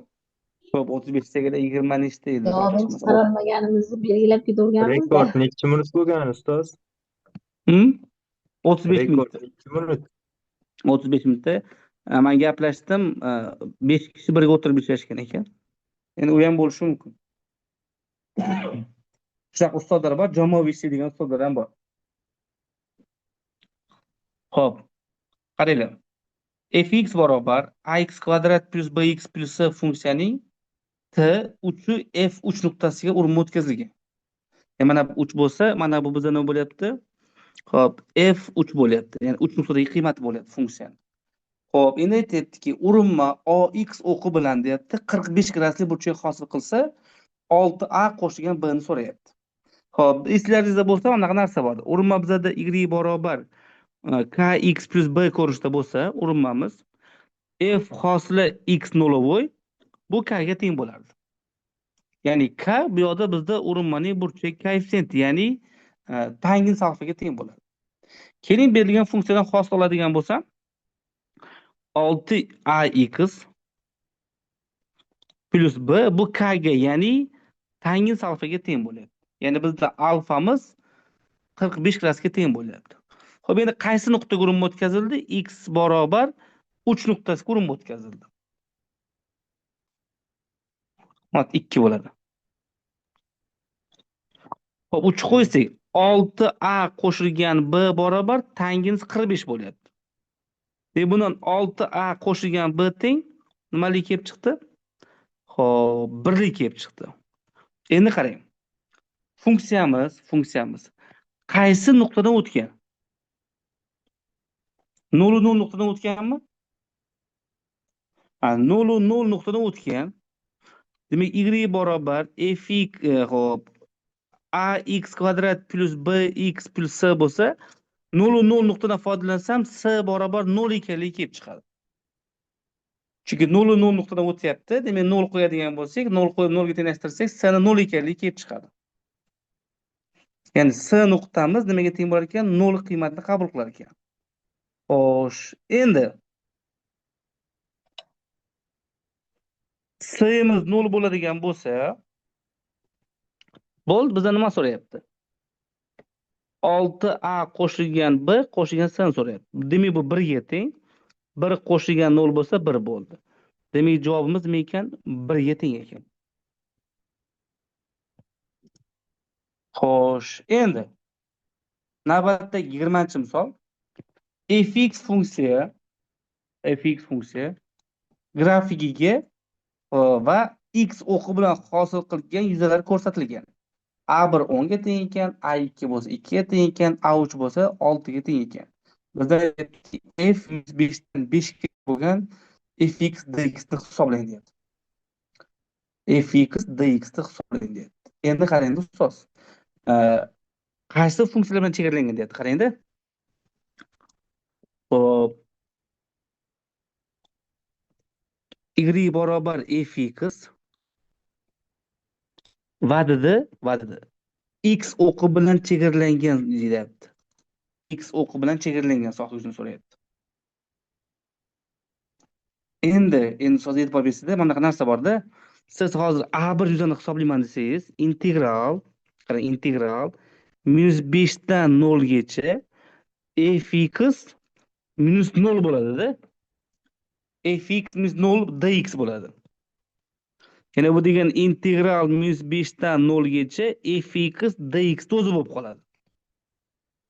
Endi keyingi safarda qarang. Xo'p, keyingisini qarang. a2 ga qarangda, a2 yuzagidan bo'ladi. 0 dan 2 gacha fx -0 dx bo'lyapti. Bu degan 0 dan 2 gacha fx dx bo'lyapti. Keyingisi qarang endi. a3 yuzani qarangda, a3 yuzagidan bo'lyapti. 2 dan 5 gacha 0 minus fx bo'ladi. Ya'ni fx funksiyangiz x o'qidan pastda yotyapti. Demak, chegaralangan soha bo'ladigan bo'lsa, bu paytda 0 minus fx bo'ladi. Va bundan kelib chiqadiki, minus 2 dan 5 gacha fx dx bo'ladi. Endi hammasini qo'shib yuboradigan bo'lsangiz, qarang. Mana bu minus a3 ga ta'sir qiladi-da, a1 qo'shilgan a2 ayrilgan minus a3 bo'ladi. Mana bu minus bu yoqqa berib olsangiz va mana bu uchalasining yig'indisi integral -5 dan 5 gacha fx dx beradi. fx dx beradi. Xo'p, bundan kelib chiqdiki, demak nima bo'ldi? 10 qo'shilgan 2 ayrilgan 6, demak -6 degan javob kelib chiqdi. Demak javobimiz, uzr, 6 degan javob kelib chiqdi. Demak javob 6 ekan. Xo'p, 21. Berilgan integralni hisoblang degan va integralning x barobar 0 nuqtadagi qiymatini toping degan. Tepa endi s ni inobatga olmagan holatda integral olib x o'rniga 0 qo'ying deyapti. Xo'p, endi qarang, bu integralni men olishim uchun bo'laklab integrallash formasidan foydalanaman. Ya'ni, hop, sinus x ni u deb belgilab olaman, yeni x dx ni bo'lsa dv deb belgilab olaman. Demak, cosinus x dx teng du bo'lib qoldi, yeni x teng v bo'lib qoldi. Hop, u kera v. Demak, yeni x kera sinus x minus integral v du. Ya'ni yx ko'paytirilgan cosinus x dx bo'lib qoldi. Hop, endi qarang. Mana bu integralni boshqatdan hisoblayman. Integral yeni x kera cosinus x dx bo'lsa, hop, demak, cosinus x ni u, yeni x dx ni du deb belgilab oldim. dv deb belgilab oldim. Minus sinus x dx teng bo'lib qoldi du ga, yeni x teng yana baribir nima bo'lib qoldi? V bo'lib qoldi. Hop, endi qarang. Yeni x kera sinus x minus u kera v. Demak, cosinus x kera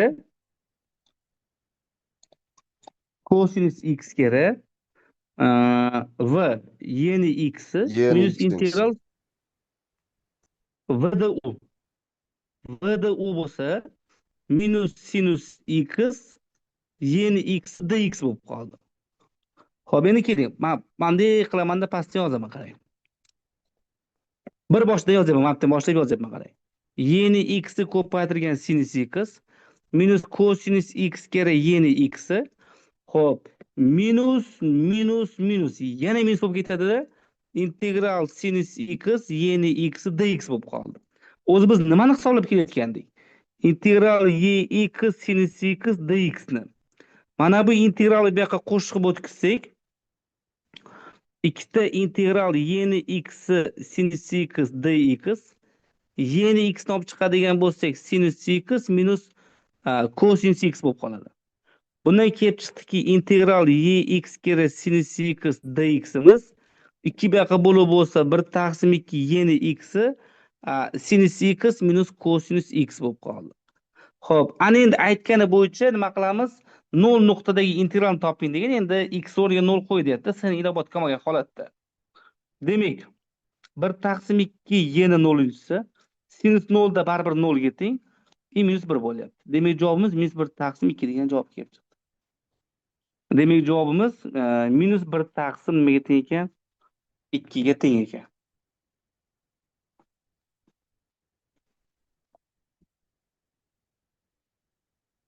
Xo'p, navbatdagisi. Quyidagi mulohazalardan qaysi biri doimo o'rinli deyapti. Xo'p, o'tkir burchakli uchburchak bo'lish uchun o'tkir burchakli uchburchak bo'lish uchun eslab qoling-da. Masalan, ABC uchburchak bo'lsa, mana tomoni ABC bo'lsa, xullas uchburchakning ikkita tomonlar kvadratlarining yig'indisi uchinchi tomoni kvadratdan katta bo'lishi kerak. Ya'ni uchburchakning ikkita tomonlar kvadratlarining yig'indisi uchinchi tomondan katta bo'lsagina, demak bu bizda o'tkir burchakli uchburchak hisoblanadi. Lekin biz hozir ko'radigan bo'lsak nima bo'lyapti? Xo'p, ikkita xo'p, tomonlar kvadratlarning yig'indisi uchinchi tomondan kichik bo'lyapti. Bu o'tmas burchakli uchburchak bo'ladi.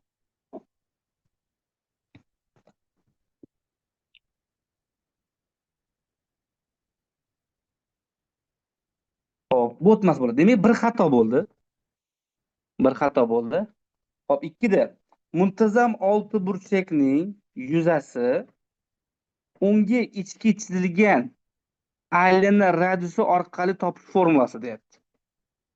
Muntazam olti burchak yuzasini unga ichki chizilgan aylana radiusi orqali topish formulasi deyapti.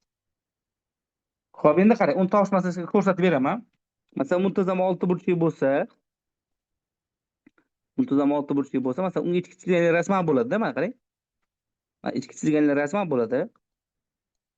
R bo'ladi. Xo'p, bu a taqsim 2 bo'ladi. Mana bu ham bizda a ga teng bo'ladi. Mana bu r bo'ladi. Keling Pifagor qilamiz, nima bo'ladi? R kvadrat plus a kvadrat taqsim 4 teng bo'lib qoldi nimaga? A kvadratga. Demak, r kvadratimiz teng bo'lyapti 3a kvadrat taqsim 4 ga. Xo'p, keling bu yerdan a kvadrat topsak nima bo'ldi? 4r kvadrat taqsim 3 ekanligi kelib chiqdi.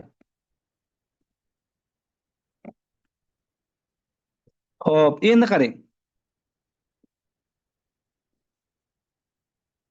Xo'sh, keling mana yerda r topsa ham bo'ladi. R topadigan bo'lsak, a ilzos 3 taqsim 2 ekanligi kelib chiqdi.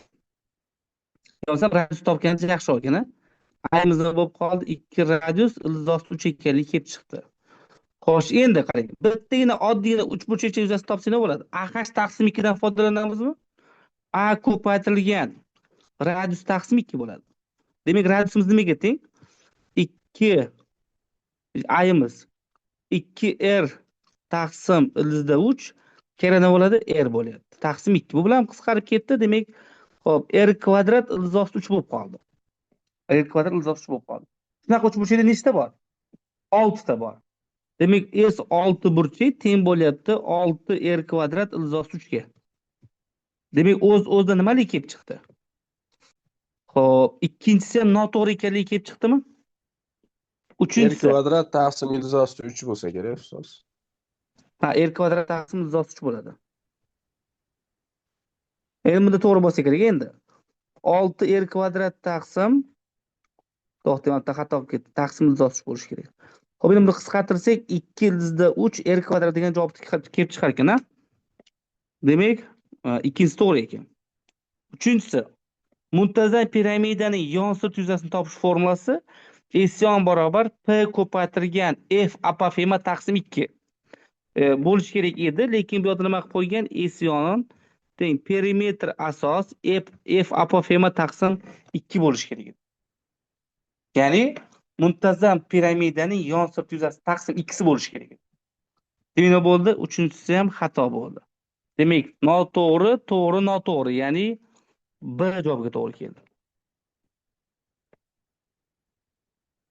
Xo'p, 22.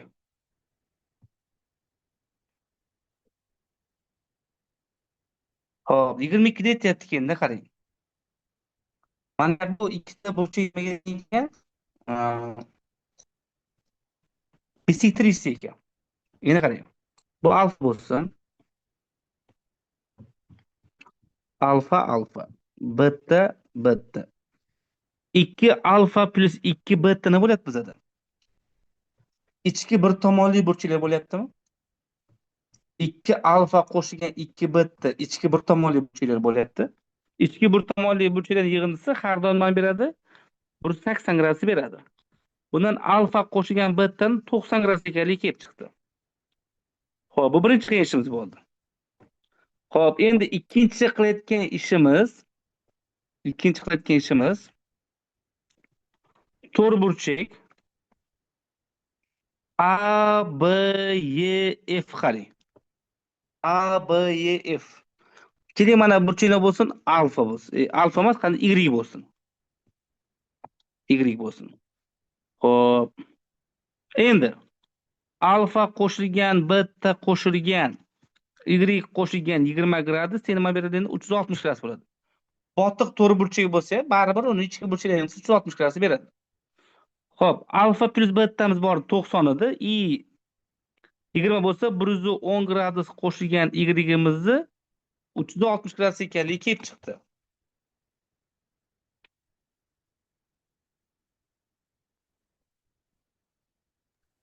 Xo'p, 250 graduslik kelib chiqdi. Endi qarang.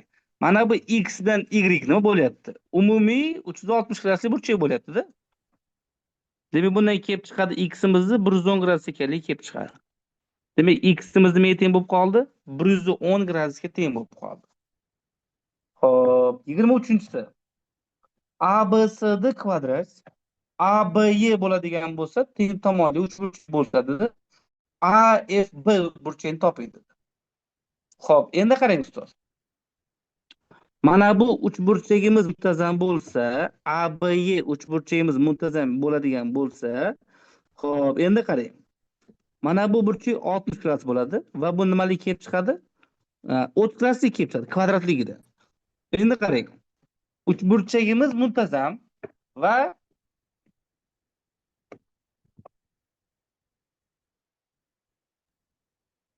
Zaytlarni o'tkazganimiz uchun 45 gradus bo'ladi. Bir burchak xo'p, endi mana bu BD diagonalligidan kvadrat bo'lgandan keyin bu 45 gradus bo'ladi. Demak, 45 ga 30, 75. Buni 105 graduslik kelib chiqadi. Mana bu alfa burchagimiz bo'lsa 75 graduslik kelib chiqadi. Demak, alfamiz nimaga teng bo'lar ekan? 75 gradusga teng bo'lar ekan.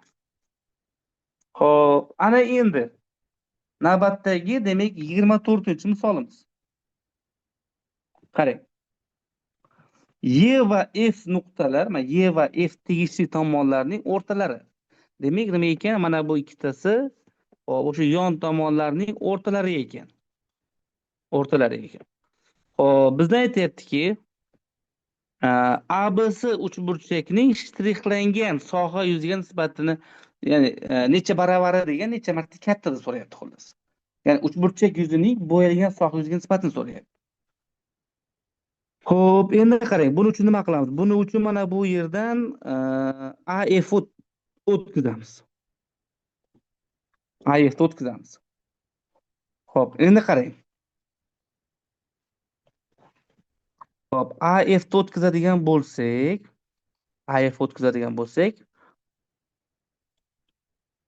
nima kelib chiqadi? Mana bu asosni A deb olsam, mana bu menda A taqsim 2 lik kelib chiqadi. Xo'p, biz endi bo'yalgan soha yuzini nimadir qilib mana bunga bog'lashimiz kerak xullas. Ya'ni ABC uchburchakka bog'lashimiz kerak. Xo'p, endi qarang. J nuqta nima? Mana bu bilan kesishish nuqtasi, ya'ni og'irlik markazi bo'ladi-da, ya'ni medianari kesish nuqtasi bo'lyapti. Chunki BF ham, C ham nima bo'lyapti? Mediana bo'lyapti. Mediana bo'lyapti. Xo'p, va bu yerda YF bo'lsa nima bo'lyapti?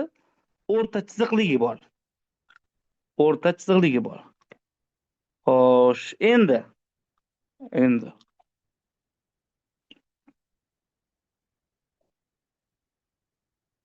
Hop, qarang endi. Uchburchak ABSni topsak nima bo'ladi? Uchburchak ABSni topadigan bo'lsak. Uchburchak ABC uzoqdan bitta balandga tushiradigan bo'lsak, balandga tushirsak, hop, BC ko'paytirilgan. Keyin bu HBC bo'lsin. HBC taqsim 2 bo'ladi. Xo'sh, endi mana bu uchburchakni topsak-chi. Mana bu uchburchakni topsak. Ya'ni S uchburchak DEF topsak. DEF topsak nima bo'ladi? 1/2 EF ko'paytirilgan nima bo'ladi?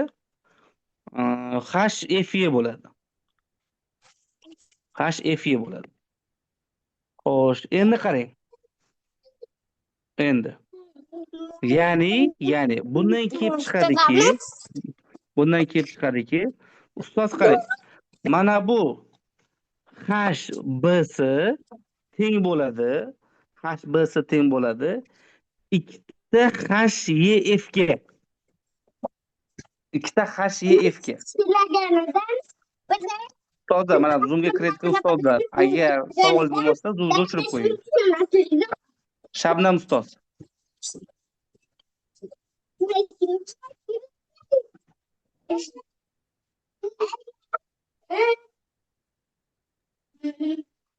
O'zingiz buyuring ustoz, qo'yib ketibdi shekilli. Yo'q, endi har doim aytiladi-yu, darsga kirishdan oldin Zoomlar o'chiriladi. Xo'p, endi nimaga tushundingizmi? Endi aytmoqchi bo'lganim, men hozir ko'rsatib beraman. Mana bu balandlik deyapti. Bundan 2 marta katta deyapti. Shuning sababi mana bu EF o'rta chiziq bo'lib turibdi-da. EF o'rta chiziq bo'lib turibdi. Xo'p, endi nima bo'lishini bizda endi. Xo'p, 1/2 o'zi EF ham, mana EF ham o'rta chiziq bo'lgandan keyin nima bo'ladi bu? BC taqsim 2 ga teng bo'lib qoladi. Demak, BC taqsim 2 ko'paytirilgan HBC taqsim 2 ga kelib chiqdi. Bundan kelib chiqdiki nima bo'ldi? Hop, 1/6 BC ko'paytirilgan HBC bo'lib qoldi. HBC bo'lib qoldi. Hop, endi qarang ustoz. Endi. Bu nimani biz bildik? Mana bu 6 burchak, mana bu 3 burchak edi, o'rtadagi 3 burchak edi. Hop, nimani bildik? Qanday qilsak bo'lar ekan? 8 bo'ladi, to'g'rimi? 2 bo'lsin, 8 bo'la qolsin. Bundan kelib chiqyapti, qarang. SABC taqsim 4 bu teng bo'lyapti nimaga? S uchburchak DEF ga. Chunki sababi qarangda, mana bu bo'lyapti, qarang. Hop, 1/2 mana bu joyga e'tibor bering mana. 1/2 BC HBC bu katta uchburchak yuzasi bergan. Ya'ni katta uchburchagimizni yuzi beradi. Hop, taqsim 2 ga 2 bo'lsa to'g'ri bor endi. Endi qarang, keyingisi uchburchak. Hop, mana bu J bo'la qolsin. EFG bilan o'xshash uchburchak. Hop. BJH mi? BJS o'xshash. Hop, bundan kelib chiqadiki,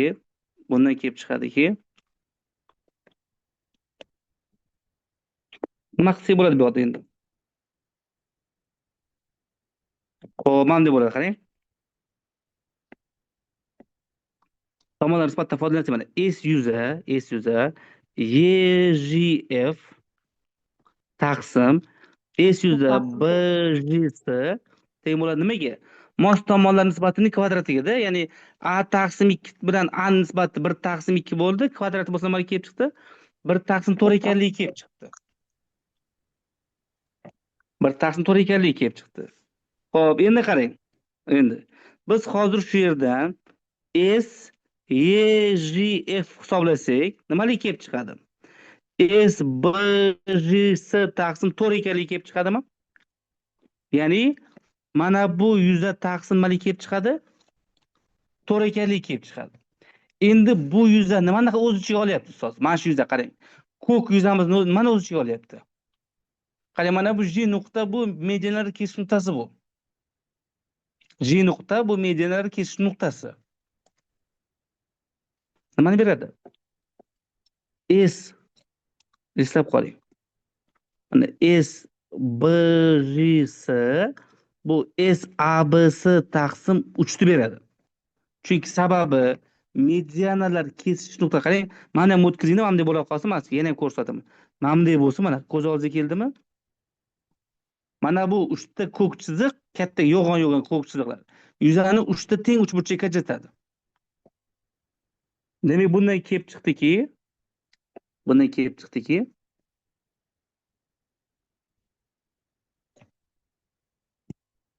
ABC taqsim 3 bo'lsa, bu menda nima bo'ldi? S ABC taqsim 12 lik kelib chiqdi-da. Endi qarang, S bo'yalgan topmoqchi bo'lsak, S DEF dan, DEF uchburchagidan ayirib tashlaymiz SYJF ni. Ya'ni bu degani ABC taqsim 4 dan ayirib tashlaymiz SABC taqsim 12 ni. Bunga 3 mahraj beradigan bo'lsak, demak SABC taqsim 6 ekanligi kelib chiqdi. Demak, bo'yalgan soha yuzasi katta uchburchak ABC uchburchagining 6 dan 1 qismiga teng ekan. Demak, ularning nisbatiy nimaligi kelib chiqadi? 6 ekanligi kelib chiqadi. Xo'p. Endi ustozlar, mana shu yerda ABC uchburchakning medianalar kesish nuqtasi T bo'lib, AP 4 ga va PT 3 ga teng bo'lsa, bizdan so'rayaptiki, TC ni toping deyapti. Ya'ni bizdan so'rayotgan narsasi TC ni topishimiz kerak ekan. Xo'p, demak, xo'sh, endi xo'p, mana bu masofamiz 4 ga teng ekan. Bu masofamiz 4 ga teng ekan. PT'miz bo'lsa 3 ga teng ekan. 2 barobar. 6 bo'lmaydimi? 2 barobar. Yo'q, endi qarang, bu PT bor-ku, bu ST ni davom emasdi. U mana bu og'irlik markazi bo'ladigan bo'lsa, hop, o'sha og'irlik markazidan tushirilgan balandlik bo'ladi. Yon tomoniga tushirilgan balandlik bo'ladi. Xo'sh, endi agar biz hozir AT ni o'tkazadigan bo'lsak,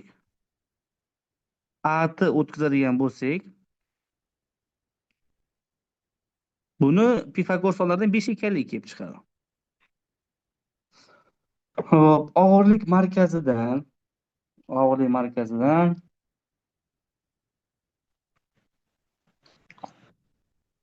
hop, yon tomonlargacha bo'lgan masofalar.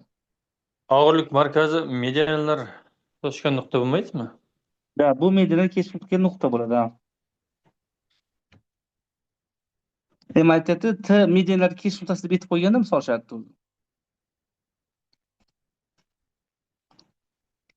Hop, endi yuza bo'yicha hisoblagan taqdirimizda ham hop, bitta yuzamiz 6 lik kelib chiqyapti. Umumiy uchburchagimiz yuzasi 36 ekanligi kelib chiqyapti. Hop. Umumiy yuza 36 bo'ladigan bo'lsa, xo'sh, menimcha shu yerda borki, muntazam deb ketish kerakmidi? ABC uchburchakning medianar kesish nuqtasi T bo'lsa deyapti. Hop, bizdan AP teng 4 va PT teng 3 bo'lsa, TC ni toping deyapti.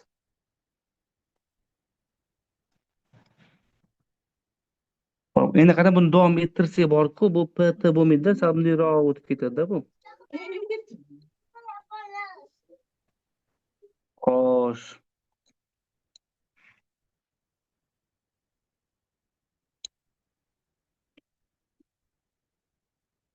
Agar buni muntazam deganda edi, 5 chiqaradi javob. Lekin muntazam demasa, buni topish imkonsiz lekin. Bu umuman imkoni yo'q bo'lgan narsa. Mana ABC uchburchak medianlar kesishma nuqtasi T bo'lsa va AP to'rtga va PT 3 ga teng bo'lsa, TC'ni toping deyapti. Endi faqatgina bitta shart bilan topib bilish mumkin. Qachonki agar u ham aytsa, mana bu muntazam uchburchak desa, unda mana bu tomon 5ligidan buni ham 5lik kelib chiqardi xolos. Chunki sababi muntazam bo'lgan paytida ikkalasi bir to'g'risida yotadi, ya'ni TC bilan PT bir to'g'risida yotadi agar muntazam bo'lsa. Lekin agar muntazam bo'lmasa, bu narsa imkonsiz.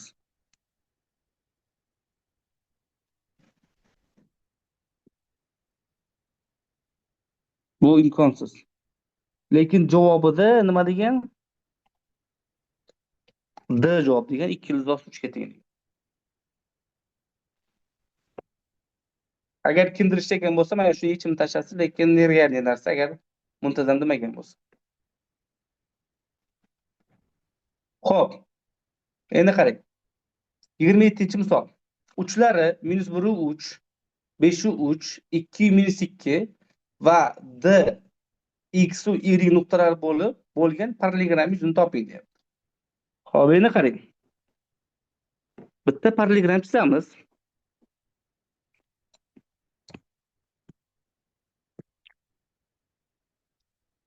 Parallelogram qanday qilamiz qarang. A nuqta bo'lsin, B nuqta bo'lsin, C bo'lsin, D bo'lsin. A nuqtaning koordinatasi -1 3 ekan. B nuqtamizning koordinatasi 5 3 ekan. E'tibor beryapsizmi ustoz? Y koordinatlari bir xil. Y koordinati bir xil bo'lib turibdi. Demak, bu AB kesma bu X o'qiga parallel joylashgan. Qarang, chunki sababi A ning ham Y koordinatasi 3 ga teng, B ning ham Y koordinatasi 3 ga teng. Bundan kelib chiqadiki, AB to'g'risi bu X o'qiga parallel joylashgan. Xo'p, C uchimiz demak bizda nimaga teng ekan? 2 - -2 ga teng ekan. D nuqtamiz nima bo'ladi? Qarang, buni e'tibor bersangiz bu nima bo'lyapti? Qarang, diqqat bilan qarang. X'imiz 5 edi, X'imiz necha bo'lib qolgan C'da? 3, ya'ni 3 birlik siljiganmi chap tomonga? Demak, A nuqta bilan D nuqta 3 birlik siljiydi, ya'ni -4 -2. Y koordinati o'zgarmaydi, chunki sababi AB parallel X gami, AB bilan DC ham parallelogram bo'lgandan keyin. Bizdan so'rayaptiki, yuzani toping deyapti. Endi qarang, diqqat bilan e'tibor bering. Y koordinatamiz nechaga teng edi? 3 ga teng edi. Necha bo'lib qolgan Y koordinatamiz? -2 bo'lib qolgan. Bundan kelib chiqadiki, u qancha pastga tushgan? 5 birlik pastga tushgan. Demak, parallelogramimizning balandligi bu nimaga teng bo'ladi? 5 ga teng bo'ladi. Endi keyin DC tomon uzunligini topadigan bo'lsak, nima bo'ladi? 6.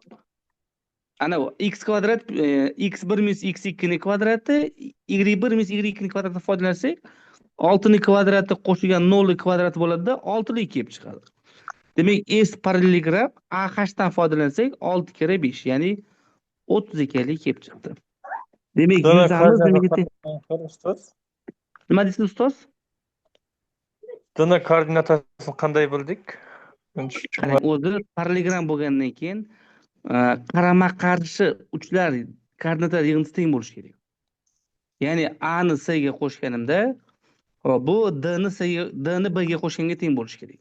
Koordinatlar. Yo bo'lmasa ham oddiyroq variantdan foydalandik, qarang. D ni koordinatasi. B C ni taqobiladi. X koordinatiga e'tibor bering. B ni koordinatasi 1, C ni koordinatasi 2 bo'ldi, to'g'rimi? Demak, C 3 birlik chapga siljigan. Yani 5 dan 2 ga siljigan. Xuddi shunday D nuqta ham A dan 3 birlik chapda joylashgan bo'lishi kerak. O'shaning uchun -1 dan 3 ayirdim, -4 bo'ldi. Endi parallelogram bo'lgani uchun mana bu Y koordinatlari o'zgarmaydi. Shu men -2 bo'lsa, D -2 bo'lishi kerak. men AB bilan DC ikkala tarafi tengdi. Shundaymi? AB bilan DC undan foydalansak ham bo'ladi. Ikkalasini shunda koordinatasini ishlatmasa ham bo'laveradi. chiqmadi-da. Hamda o'ylab qarashdan koordinatasi kerak emas o'zi. D ni koordinatasini ishlatmasa ham bo'laveradi. S'dan bitta balandlik tushirsak, shuning o'zi yetarli bo'ladi. Yo bo'lmasam parallelogram bo'lgandan keyin o'zi eslab qoling. Qarama-qarshi uchlar mos koordinatalar yig'indilari teng bo'lishi kerak. Eslab qoldingizmi? Parallelogramda qarama-qarshi uchlarning mos koordinatalar nisbatlari teng bo'lishi kerak. Ya'ni B bilan D ni x ni qo'shgan paytingiz A bilan C ni x ni qo'shganingizda teng bo'lishi kerak.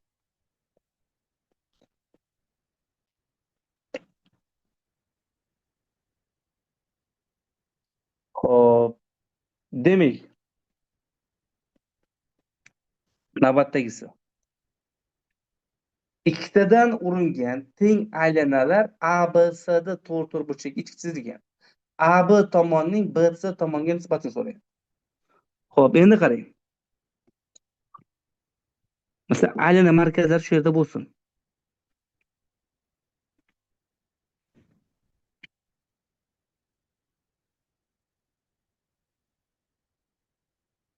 Ya'ni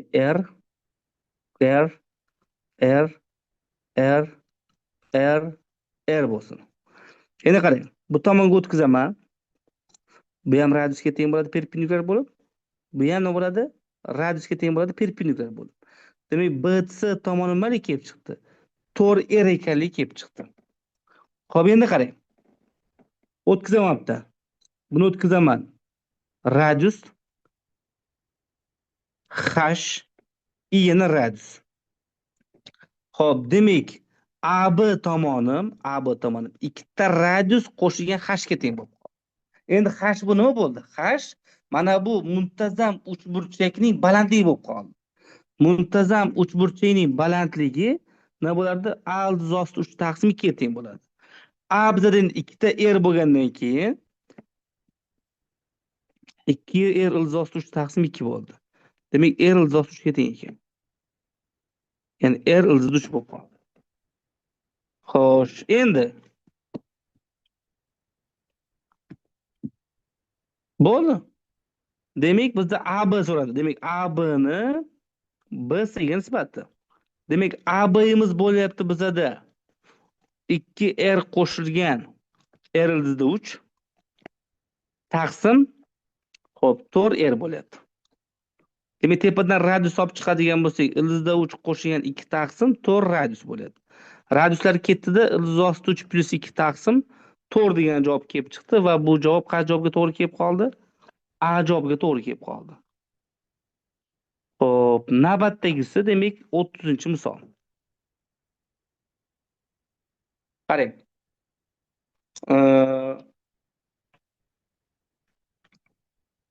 CDF tomon 2 ga teng bo'lgan kvadrat ekan. Demak, CDF tomoni 2 ga teng bo'lgan nima ekan? Kvadrat ekan. Endi o'xshamaydi, lekin aytilgan shart bo'yicha shunday ekan. Va aytayaptiki, CH deyapti, DH ga teng deyapti. Demak, mana bu tomon 1 ga teng bo'lsa, bu tomon ham 1 ga teng ekan. Va bizda AYB burchak, mana AYB burchagimiz, mana burchagimiz nimaga teng ekan? 90 gradusga teng ekan. Va mana bu nima bo'lyapti? Qarang, uchburchak YHBD. Mana bu YD nima bo'lyapti? Balandlik bo'lyapti. YD balandlik bo'lyapti, ya'ni qanaqa balandlik bo'lyapti? Ya'ni HB gipotenuzaga tushgan balandlik bo'lyapti. HB gipotenuza balandligi. Gipotenuza. Xo'p, ya'ni HB gipotenuza uchun balandlik bo'lyapti. Ya'ni proyeksiya esingizda bormidi? Proyeksiyada masalan mana bu uchburchakning to'g'ri burchak uchidan gipotenuzaga balandlik tushadigan bo'lsak, bu AX bu BX bo'lsa, h'imizni kvadrati AX kira BX ga teng bo'ladi. Demak, mana bizdan nima so'ragan o'zi? DB ni so'ragan ekan. Mana buni x deb oladigan bo'lsak, demak 2 ni kvadrati 1 kira ga teng ekan. Va x'imiz 4 ekanligi kelib chiqdi. Demak, javob 4 ga teng ekan. Xo'p, 30-misolimiz qarang. 30-misolda parallelepipedning parallelpedning asosi kvadratdan iborat, ustki asosining uchlaridan biri, hop, ostki asosining barcha uchlaridan baravar uzoqlikda bo'lib, bu ostki asos tekisligidan h masofada joylashgan. Agar asosining tomoni a ga teng bo'lsa, deyapti, bu parallelpedning to'la sirtqi yuzini toping, deyapti. Endi qarang, parallelped asoslari kvadratdan iborat bo'lib, ustki asosining uchlaridan biri ostki asosining barcha uchlaridan baravar uzoqlikda joylashgan, deyapti. Baravar uzoqlikda joylashgan. Endi qarang, bu qanaqa bo'ladi? Bu bizda og'ma parallelped bo'ladi, katta ehtimollik bilan. Og'ma parallelped bo'ladida. Eng qizig'ini aytaymi? Eng qizig'i. Hop, men tutashtiraman, hozir ko'rasiz.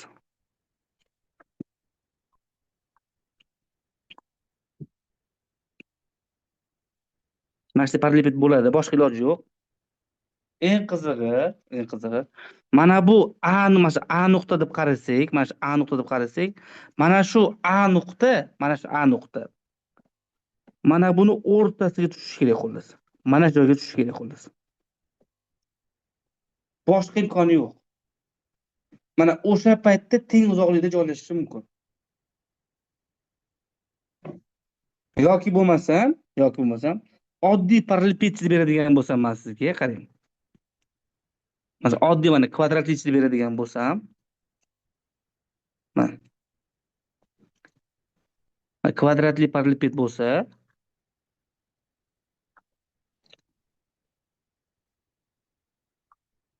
mana bu o'sha aytayotgan nuqta bor, xullas aytayotgan nuqta. Mana bu o'rtada bo'lishi kerak-da. Mana shu o'rtada bo'lishi. Boshqa paytda unday teng uzoqlikda joylashgan bo'lmaydi, xullas. Boshqa paytda unaqa teng uzoqlikda joylashgan bo'lmaydi. Xo'p, endi qarang, nima qilamiz endi? Mana bu A bo'lsa, mana bu H bo'lsa, nega mana o'tkazamiz. Buni bo'ladi bizda. A ildiz 2 taqsim 2 ga teng bo'ladi. Xo'p, endi mana bo'lsa L bo'ladi. Mana bu L. Keling bitta Pifagor qilsanglar bo'ldi. A kvadrat taqsim 2 qo'shilgan H kvadrat teng bo'ldi nimaga? L kvadratga.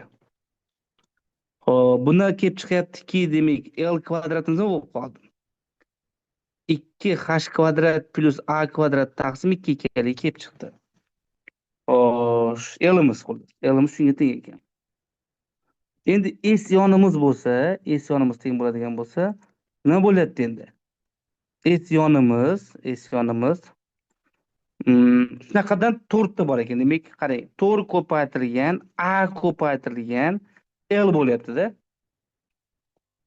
Demak, bundan kelib chiqadiki, 4 ko'paytirilgan A ko'paytirilgan L'imiz nima bo'lyapti bizda? 2H kvadrat plus A kvadrat taqsim 2 bo'lyapti-da. Xo'p, endi kerak, 2 ni ham ichkariga kiritaveradigan bo'lsak, mana bunday ko'rinishda bo'lyapti, qarang. 4 dan bitta 2 ichkariga kiritadigan bo'lsak, 2A ko'paytirilgan, hop, 4 ko'paytirilgan 2H kvadrat plus A kvadrat taqsim 2 bu bilan qisqarib ketdi-da. Hop, 2A ko'paytirilgan 4H kvadrat plus 2A kvadrat bo'ldi.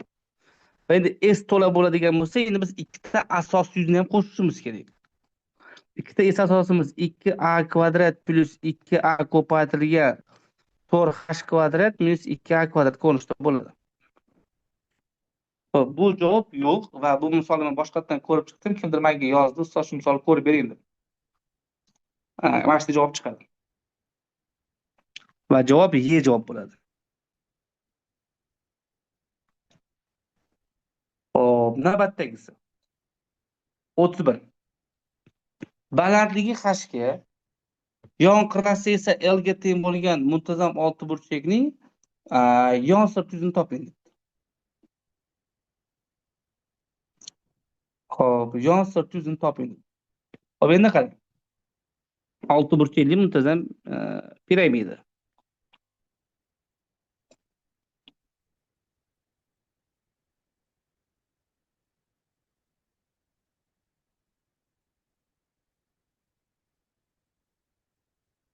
Endi qarang, bundoq qilaman.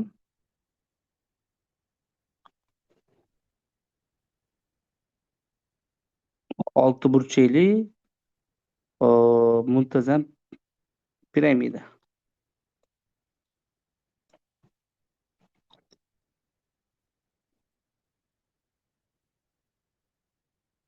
Xo'p, balandlik hga teng ekan. Balandlik hga teng ekan.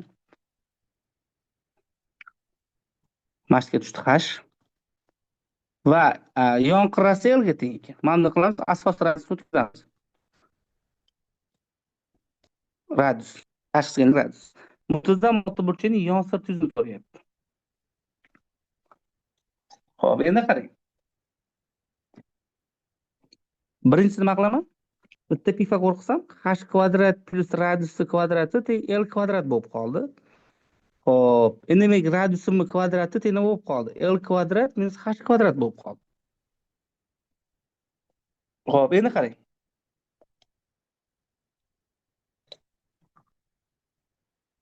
Ichiga aylana qolmaydimi 30-misolda?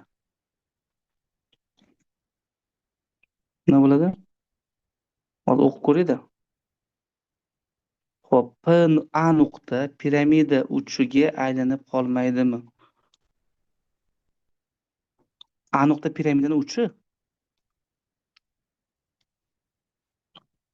A piramidaning uchi o'sha aytayapti-ku, mana qarang-da. Ustki asosining bir uchi, xo'p, ostki asosining bir uchidan, hamma uchidan deyapti. Teng uzoqlikda joylashadi deyapti. Mana A bu yoqda piramidaning uchi bo'lishi o'sha. Tepadagi uchi pastdagi asosining uchlaridan teng uzoqlikda joylashishi kerak.